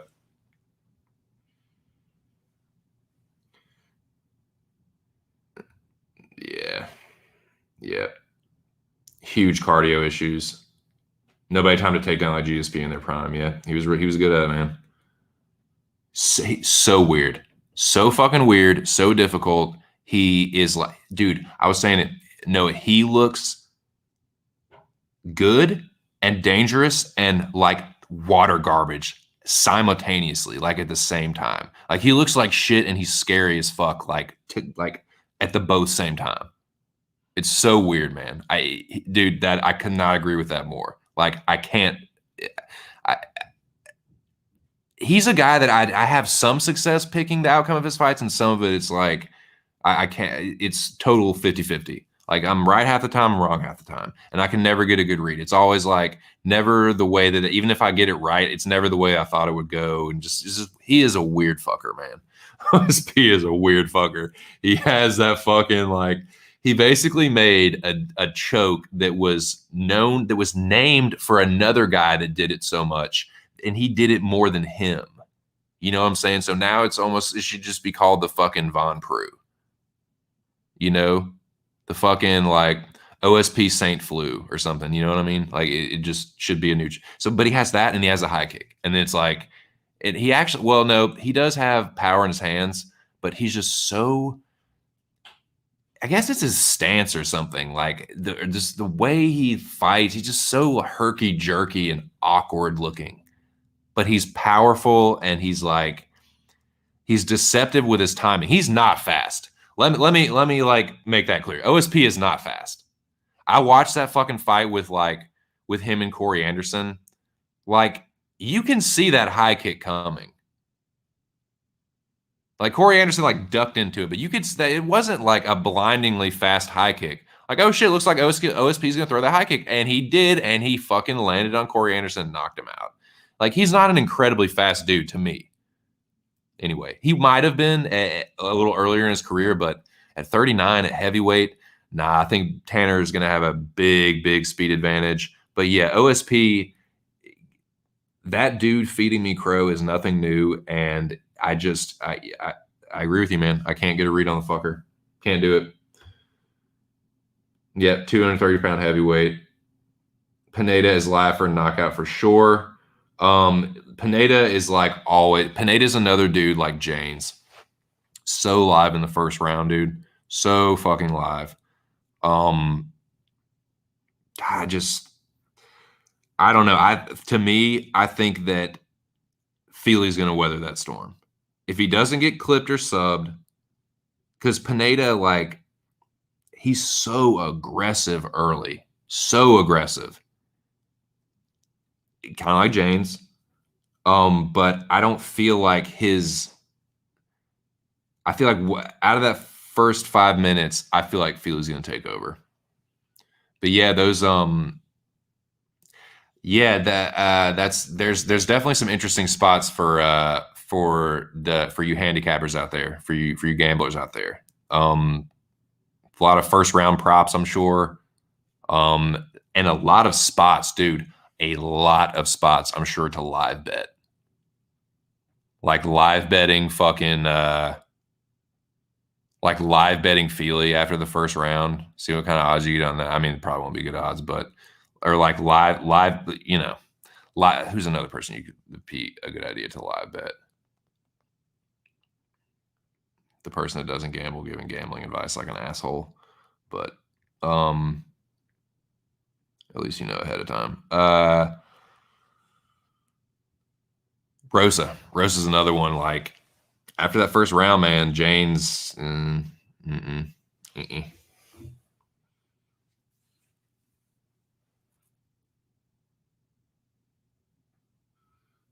But yeah, there's a couple ones that the first round, man, that first round of Fili and Pineda, that first round of James and Charles Rosa, look the fuck out. Oh, Prachniow Villanueva too. The first round of that one, because Prachniow is a good striker. Like he has good offensive striking. He has good kicks. He has a Kyokushin background. He's a kicking ass motherfucker. And he has decent amount of power. Offensively, he's good, but he's a glass cannon. And I just think Ike's more of a dog. I think they're gonna get into those they're gonna get into those exchanges, and Ike's gonna outdog him and clip his chin. Because you can goad Prachniow into wild exchanges. And you can get him off, like that's how he lost all the fights other than, aside from the Khalil Roundtree fight, he was losing all those other fights because he would get reckless and he would just charge in and get mad, and like you can't fucking do that against Ankalaev and dudes like that. But yeah, I mean, it wouldn't surprise me if Prachniow knocked him out, but I'm not like all of a sudden like, oh, Prachniow, like he beat Khalil Roundtree, man, he must be better than I thought he was. Nah, man. I think that Khalil Roundtree was not as good as I thought he was. I think that's all that was. And I think Khalil Roundtree just shit all over the fucking bed. That was a terribly disappointing performance from him. And I don't think that fucking Prachniow was the same chinny ass motherfucker. And I think that Ike will pull the trigger more than Khalil. But we'll see. We'll see.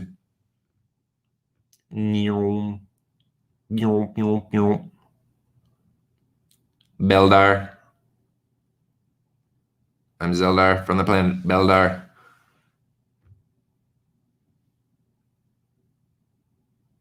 Fili pretty solid defensively. I agree. That is the one, man. That's the one. That's the one. I've said it a couple times. If Moicano goes in there thinking, oh, this is Jai Herbert, this ain't Aldo, this ain't, he could still knock him out. Jai Herbert, if he doesn't take Jai Herbert seriously, Herbert will knock him out. If he does take Herbert seriously, I think he's going to fucking dominate him. But I'm absolutely concerned. I'm very concerned about Moicano. But Herbert, like,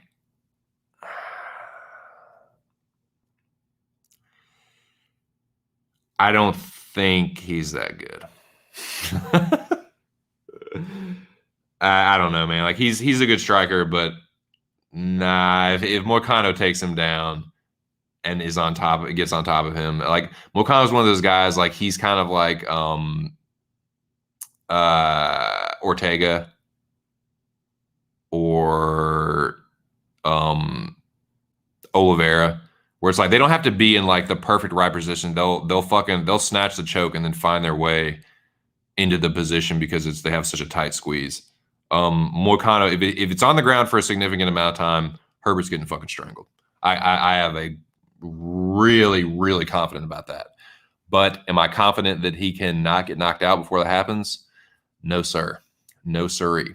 That chin is live to get knocked out. And if it gets knocked out by Herbert, man, I don't know, man. I was just saying, if you can get knocked out by a guy that's literally, this is his second fight in the UFC, and his first one he got fucking knocked out in, like you're getting knocked out by that guy, you can literally get knocked out by anyone on the fucking roster. Like that's a pretty steep fall, man. Now, all those other knockouts are acceptable, perfectly understandable, and you can chalk those up to just those being incredible fighters.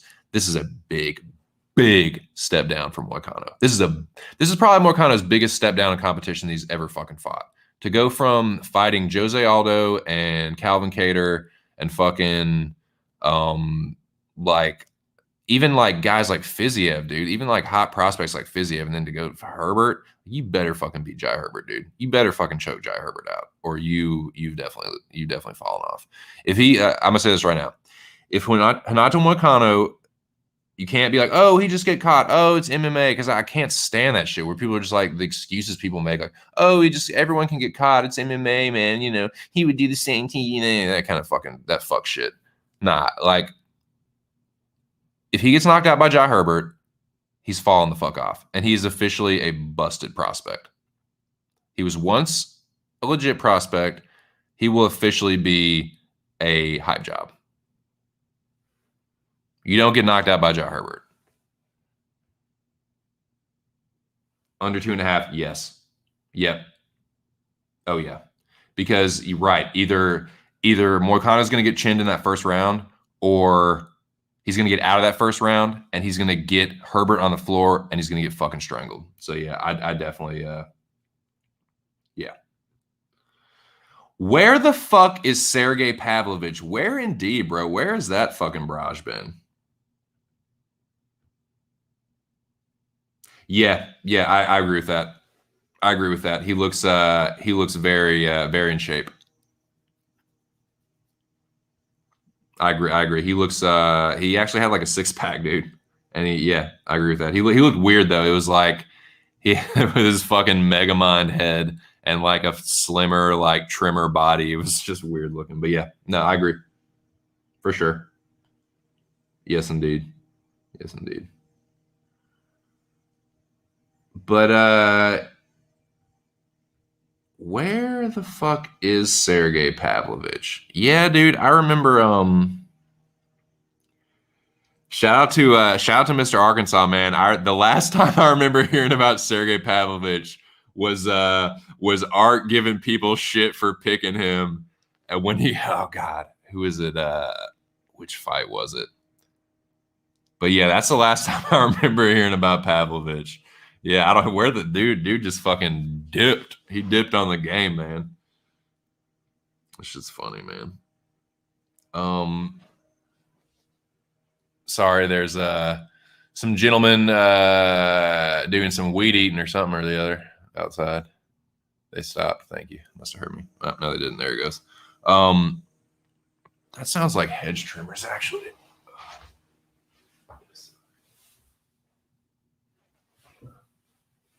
Sounds like it's right outside my window. See if I can actually see it.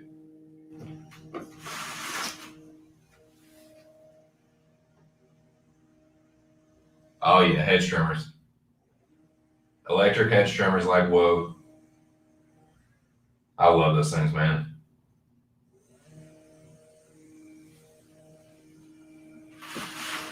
Yep. Old boy doing his job out there.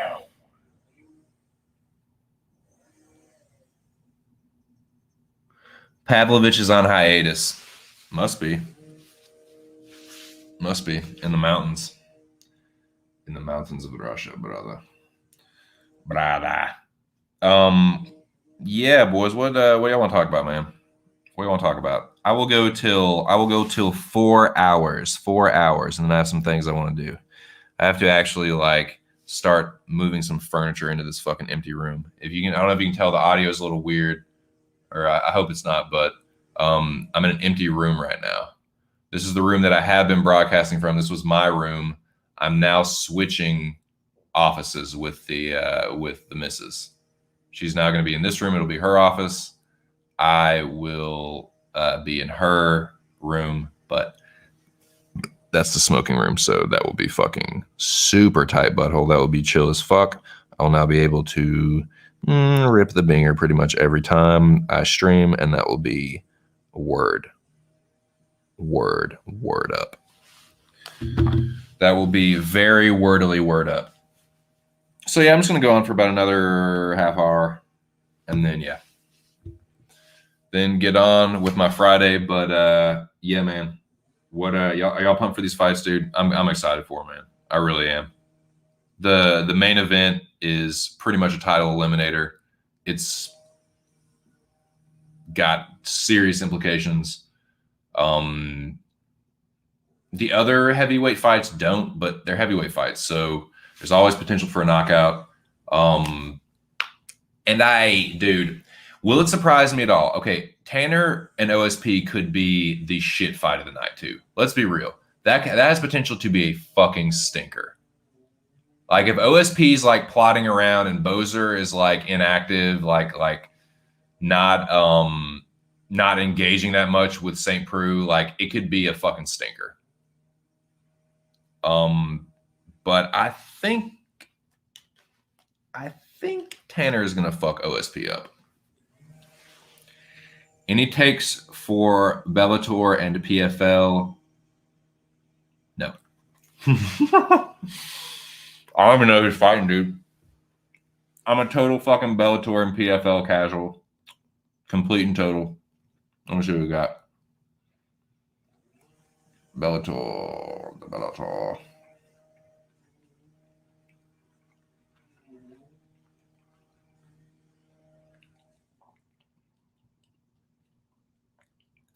Oh, it's Johnson and Moldavsky.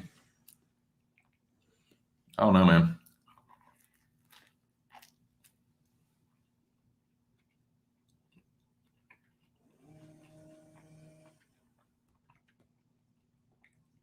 See the fighters that I recognize.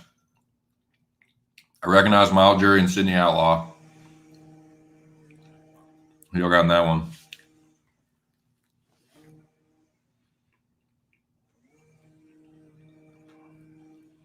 Liz Carmouche. I know who Liz is. Kana Watanabe. I do not know her. I know Ken Watanabe. I know of Ken Watanabe, the actor.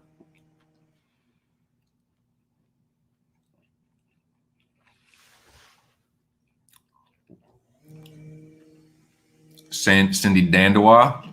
Cindy low-key, sometimes cutie Dandois. Come on.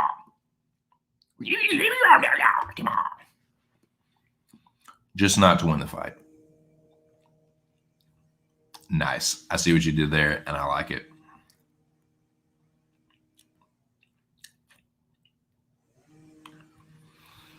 Outlaw opened minus 250. Now he is minus 145.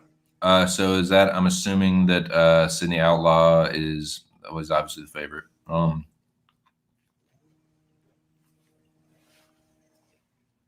So is that am I taking that to mean that you're taking a stab at Outlaw, Jackie Boy? Is the line getting to where you want it to be?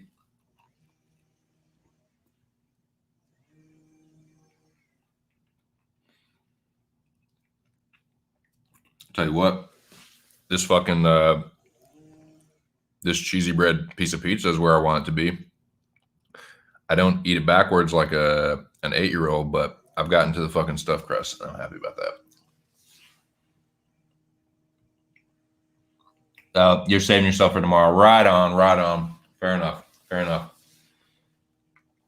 Fair play indeed.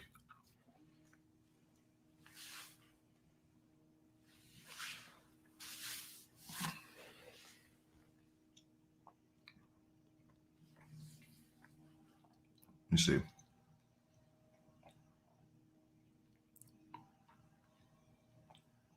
UFC schedule.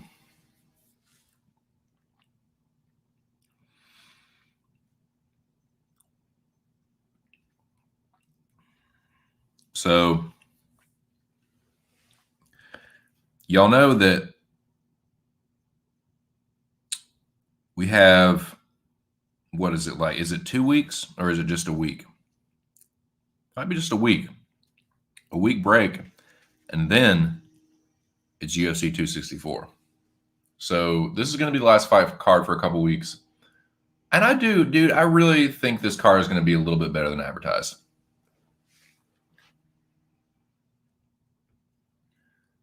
Be some chalky bullshit like fucking Boggin Outlaw. Right on. Excuse me. Yeah, man. Looking at this card. So Ryan Hall Topuria is actually going down. Am I to understand that correctly? Wasn't there some hangups with that or something? But that's actually going down. It's actually happening. That's tight. Ooh, dude. Damn. The fucking prelims are pretty good, man. Sean Brady and Kevin Lee and Nico Price Pajera are fucking good fights, dude. Even Trevin Giles and Duplessis is interesting. Condit and Max Griffin, man, that dude, they pull out the stops on this one. That's a good prelim card, man.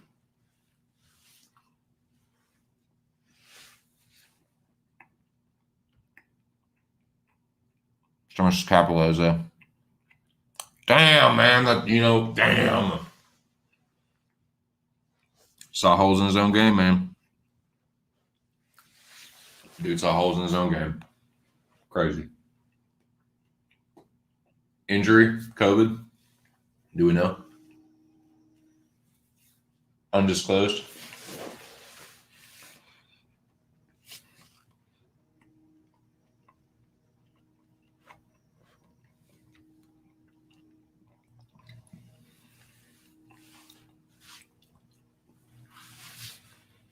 But yeah, dude, just the prelims and the early prelims really are pretty fucking good.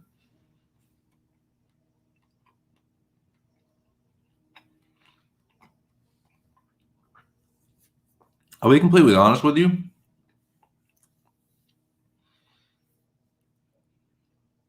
Other than the main and the co-main, it's really not that great of a card. The main card, Ty and Greg Hardy, Irene Aldana and Kunitskaya, like, that's okay. O'Malley and Smolka, I don't give a fuck about that.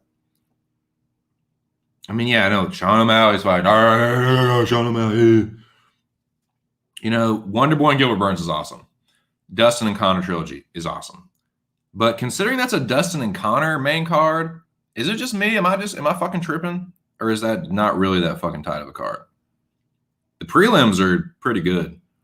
Like, dude, I would almost I guess with since Kevin Lee saw holes in his own game, dude, like Nico Pajera, that's like a main card opener. O'Malley and Smolka, that's like I don't know, man. I guess O'Malley gets the pull, but fucking helmet injured a rib, fear-related injury, undisclosed butthole, undisclosed taint injury. Fucking the prelim. I know, right, dude? They did fucking sound better. Yeah, dude. Dustin and Connor, Gilbert and Wonder Boy, Tuivasa and Greg Hardy, Aldana and what? I know, just like I don't know, man. The prelims sound better.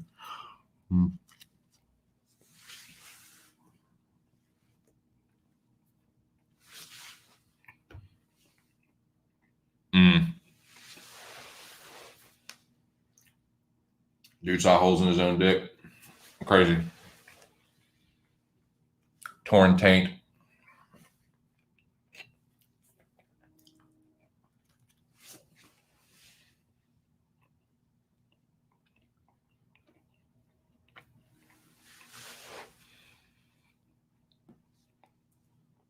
How is a breadstick going to be better the second day than it is the first day? I was eating these breadsticks last night and they weren't that good. But today, they're fucking chronic. Fucking Papa John's breadsticks. Like, I was eating them last night and I'm like, because the old lady was like, I love their breadsticks. I love the breadsticks. And I eat them and I was like, they're all right, I guess. But today, man, they're fucking tickling my taste buds taints. I'll tell you that. Yep.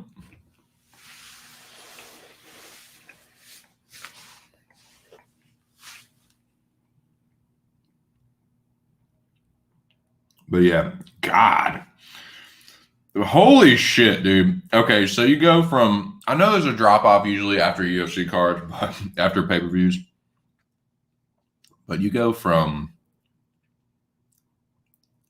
that to the headliner being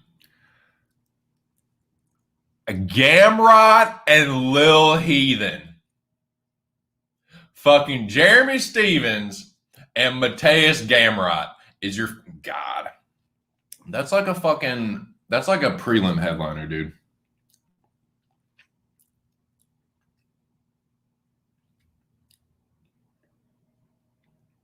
No, never mind. I was looking at the prelims. Fucking idiot. It is the prelims. That serves me right. That is the prelim headliner. Makhachev and Moises. That's not a headliner either. And that's not a headliner either. That's funny, though. Fucking dumbass.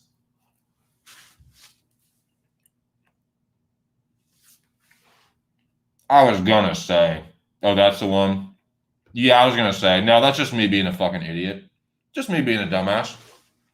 Nothing new there.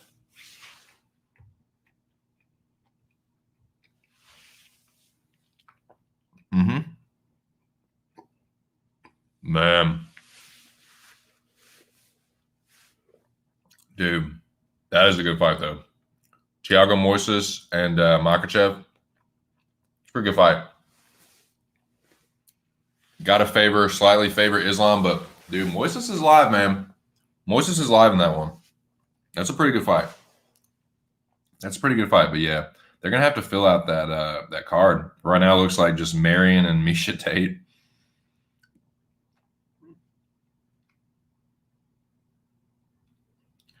Now, Sandhagen and Dillashaw, that's looking a little more like it. Shamil and Chris Daukaus, that's a pretty good fight. Punahele and Brendan Allen, that's a good fight too. That's a little more like it. Hall and Strickland. Yeah. 265, Nunes. Nunes versus her next victim. Cannonier Gastelum. That's pretty good. I like that fight. And then the 266, just kind of looking down the line a little bit. So there's 20 minutes left. We can talk about whatever the fuck y'all want. We can go back over and talk about the card tomorrow. We can talk about future cards, anything UFC related y'all want to. I'll be here for another 20 minutes. But appreciate y'all stopping through the chat, man. This has been a good stream. Always good to chop it up with y'all, hear what y'all are thinking about the fights, get pumped for these fucking things. Hopefully everybody makes some money out there. Hopefully, people hit their parlays and their picks and shit. I'm definitely looking to do better with my picks than I did last week. It was a slight improvement, but nah, I want to be doing better than fucking 7-5 every week. That's barely positive. That cannot be my fucking standard. Can't do it.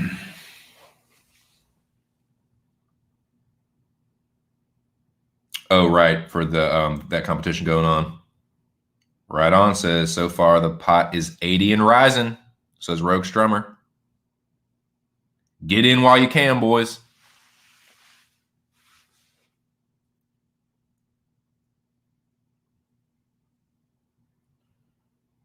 I know, Jimmy. You better fucking get in line, dog. You better comply, dog. No, I'm just playing. Fucking, yeah, whatever you want to talk about, man. I don't give a shit. Got 20 more minutes. I'm gonna sit here and just fucking take fucking casual tokes off the chalice and continue to run my mouth.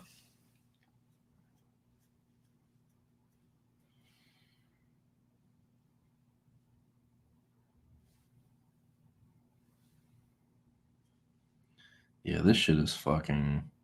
I got a fucking variety pack this week, dude. Your boy got the fucking hookup.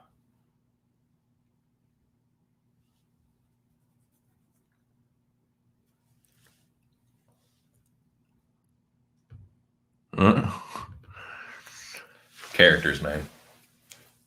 Jokers, I swear. Yeah, dude.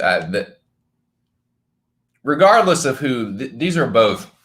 What I like about this main event, what I like about Gane and Volkov is that you can't really say, and I know I've been, and I just do this, I like to just talk shit, but Volkov is a good fighter.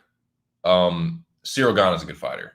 Just because Gane only has 8 fights, if Volkov is to beat him, you definitely are not going to hear me start dogging Cyril Gane. Like, oh, he lost to Volkov, dude, he ain't shit. No. Volkov's a good fighter. Cyril Gane's a good fighter too. So if Volkov beats him, that is absolutely worthy of a title shot. So I don't want to hear anybody fucking trying to fucking dog Cyril Gahn if he loses to Volkov, because you're just dogging Volkov. But nah, I think Volkov is the real deal, and I think that Gahn beating him will be a very impressive performance. I think that Volkov he's definitely a tougher fight than Don'Tale Mayes. He's definitely a tougher fight than Rafael Pessoa. He is a tougher fight at this point than Junior, and probably a tougher fight than Tanner. Rosenstrike, I don't know about that, man. I tend to think that Rosenstrike would fucking slump Volkov. Me personally. But, you know, that's just what I think. That's a little conversation starter for you.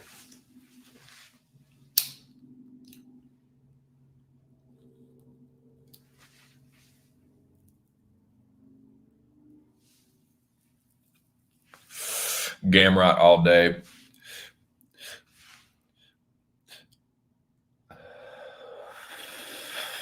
I don't know who said it the other day, but I agree. The winner of Gahn and Volkov should fight Stipe. See, that's what I think too. If this is the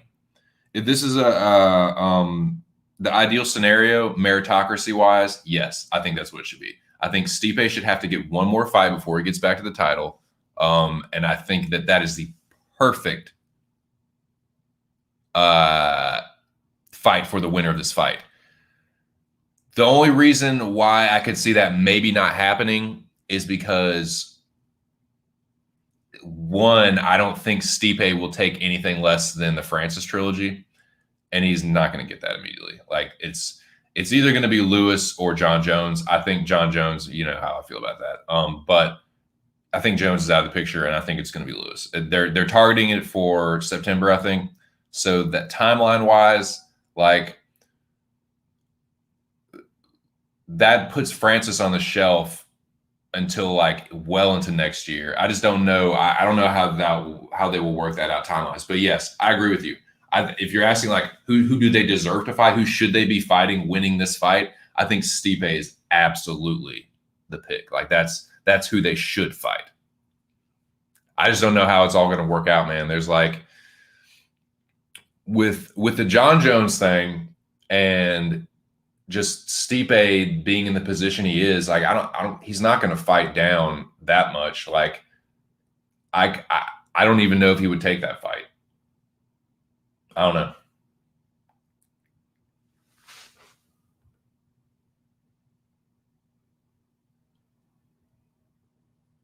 Volkov smokes. Is that a croissant? What is that? I can't even tell what that is. I can't tell what that is. Oh, let me go on YouTube and see if I can see what that emoji is. I can't tell what this. The StreamYard emojis look weird and are janky as fuck, dude. Like how it computes over to StreamYard is so weird and shitty. Is that a croissant for Gahn? Are you making Jack, you'll make a French joke? You'll say his croissant? He's no croissant, his cereal Gahn. His no croissant for that baby. His motions. Very funny though, Jack. Very funny. Yes, I know you're very clever. You're a fucking comedian. No, Jack is funny though, dude. Jack is clever with that shit. But yes, I get that, Jack, now. Yes. Is that a fucking croissant? You son of a bitch. You like that? Who is that? Croissant? What the fuck? You motherfucker. A little French joke. Yes, very funny, Jack. Very funny. That is I gotta give you the slow clap for that one though. Pretty good.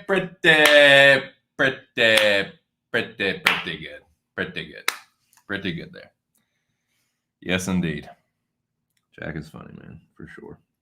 Shout out to the homie Jack Attack. Shout out to Jack Attack. Shout out to Rogue Strummer. Shout out to Jimmy the Drunk. Shout out to Noah, motherfucking Noah Allen. Shout out to the General. Alex Ramirez. Yeah, man. Usual suspects up in here having a hooting and hollering, having a good time. Shout out to the homie Irregardless. Had Jake Smokes Mayweather in here. Shout out to him as well. Yeah, man. Shout out to the homies that have come through the chat today. It's been a good stream. It's been a good stream. I've quite enjoyed it. I've said some very stupid things and not yeah, it's been fun. It's been fun, man. I'm excited though, dude. I'm excited for these fights. It's the good thing about it is like, yes, I'm not. There is definitely a part of me that wants to gamble on these fights. Absolutely. Because there's times I'm like, oh man, I can make some money with this shit, dude. But I also don't have to worry about losing money. So I don't feel like there's quite as much like, I don't know. I don't have to take the losses quite as bad. You know, like losing money, like that sucks. That's more than just like getting your pick wrong to me. So yeah, but I do like not having to like worry as much about it, I guess. You know, I kind of just be like, oh, I was wrong, idiot, you know, whatever. As opposed to being wrong and losing money, like that fucking sucks, dude. So yeah, so what I was gonna say, my point was win or lose, it's an important fight. It's a really important heavyweight fight. And I will be excited to see what the winner, because like I said, Volkov, to me, Cyril Gane is the truth. That is the future prototype, like the future like heavyweight prototype.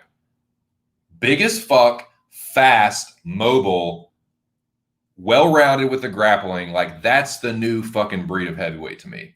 And if Volkov can beat that dude that's coming into his prime, can just turn him right back at the fucking gates of the title, that's impressive, dude. So I don't want to hear like even people like, I don't want to hear no Gane supporters like, I don't know, people, they won't be Gane supporters. There'll be people that are just jumping off. They'll be bandwagoners. But nah, man, a loss to Gane is a good loss. A loss to Volkov is a good loss, period.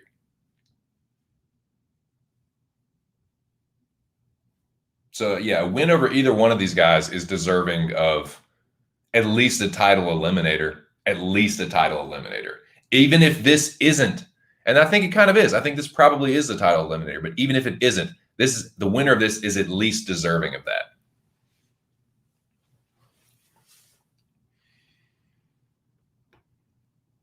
Yeah, just like double whammy, you know, especially if you're someone that puts your picks out there, you know what I'm saying? Like it's gotta be.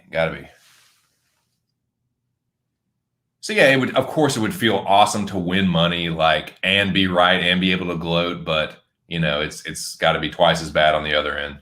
So yeah, I'm that, like I said, there's a part of me that definitely wants to do it. I may, you know, once I get back to work, it may be something that I start, you know, dabbling in a little bit, but right now, no, not in a position to do it. And I know how addictive my personality is. So yeah, I'm happy just to talk shit, to drum up a little hype if I can for the fights. Because I do, man. I am a fucking, you know, I'm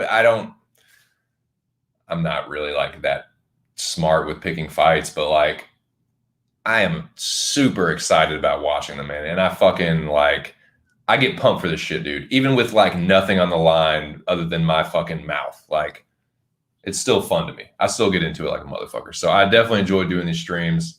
And I'm looking forward to see what happens with these fights. I'm really hoping that everyone can make some money this weekend too. So best of luck to all your plays and stuff, boys, for sure. Yeah, I don't think that Gane Volkov will be fight of the night. I think that will be performance of the night. I think either Volkov's going to get a performance of the night because Gane is that fucking good. If you were to beat him, you are that fucking good. And vice versa. If Gane is to put a performance like that on against Volkov, who people consider, people consider Rosenstrike a legit contender at one point not that long ago. I mean, Rosenstrike was dirt and all this, a lot of the same dudes that Volkov was. Just one punch slumping him, Rosenstrike definitely has more power than Volkov. Volkov is more technical, I think. But yes, a win over Volkov is good, really good, and likewise. So even if Gane loses, you will hear me big upping Alexander Volkov for sure, and not just because I was wrong, but because hey, he proved to me you can be a guy like Cyril Gane. Yeah, you can beat just about every style of fighter.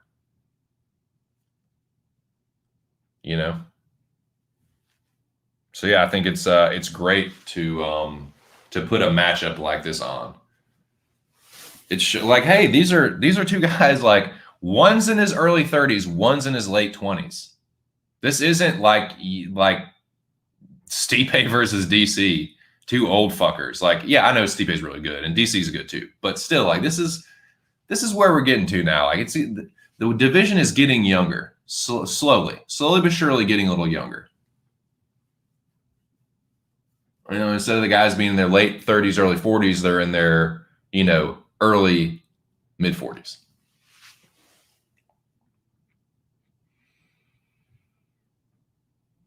Right? He'll be here all week. Be sure to tip your waitress. Even if Gane loses on the cards, it'll be impressive given the experience gap. Yeah, same. Seriously. And I mean, I know that's why a lot of people are picking Volkov. On paper, yeah, Volkov is a lot of value on him, dude. The experience, yeah, for sure. I just, the skills to me, the skills from what I've seen, like considering what Rosenstrike's been doing to people. Yeah. Definitely.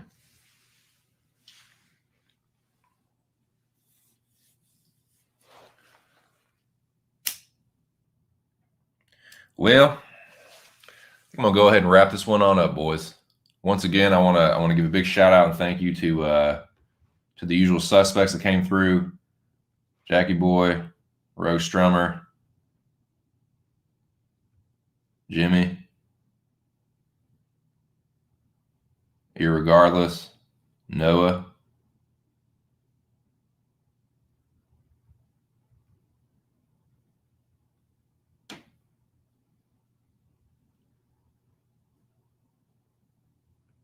motherfucking General,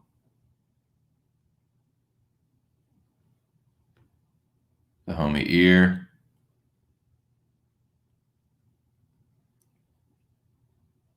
it's true, GSP is special for sure. If he's not the GOAT, he's one of them. Sorry, just going through. Don't want to miss anybody. Shout out to Mills. MMA Locker Room was in here earlier. Oh, shout out to the Rain Dance champion, Cage My IQ. Jake Sleeps Mayweather. Thank you for coming through. Good to see you in the chat.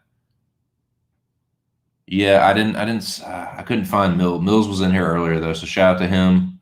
Shout out to the boys over at PSR. I will be there tonight if they do a pre-show, and then I will definitely be there for the Fight Companion tomorrow.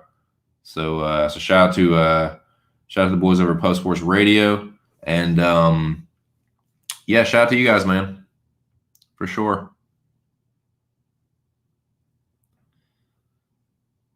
Maybe I can get takedowns here and there. I don't know if you can control them for long. I woke up decision or late TKO. Ready to eat crow if necessary. Well, because you're a man of honor, Jack, and that's why I respect you. So yeah, like I said, shout out to everybody that came through today. Yeah, I think for one last time, just in summary, I will give my picks real quick and then say why I have Cyril Gane. duh, duh, duh, duh, duh.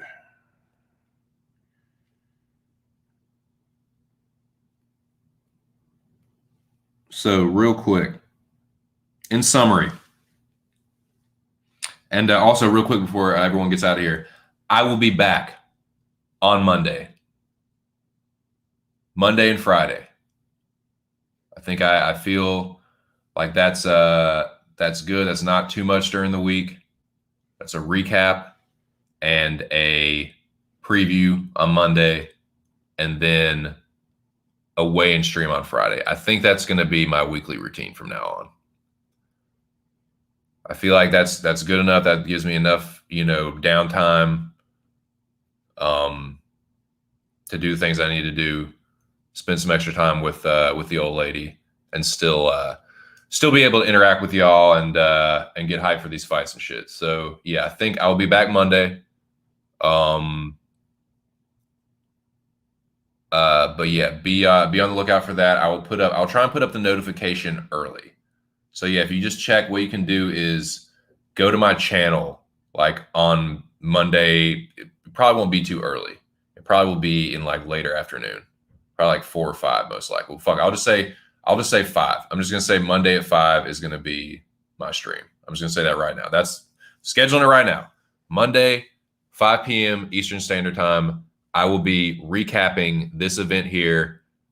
If you want to feed me some crow if I'm wrong about Gane or any other fight that you had the other side on, you can come here and give me some shit. But yeah, Monday at 5, I'll be back. But yeah, shout out to all you guys, the usual suspects.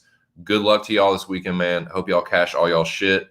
And I just hope you enjoy these fights most of all, dude. I'm pumped for them. This is a great fucking heavyweight fight.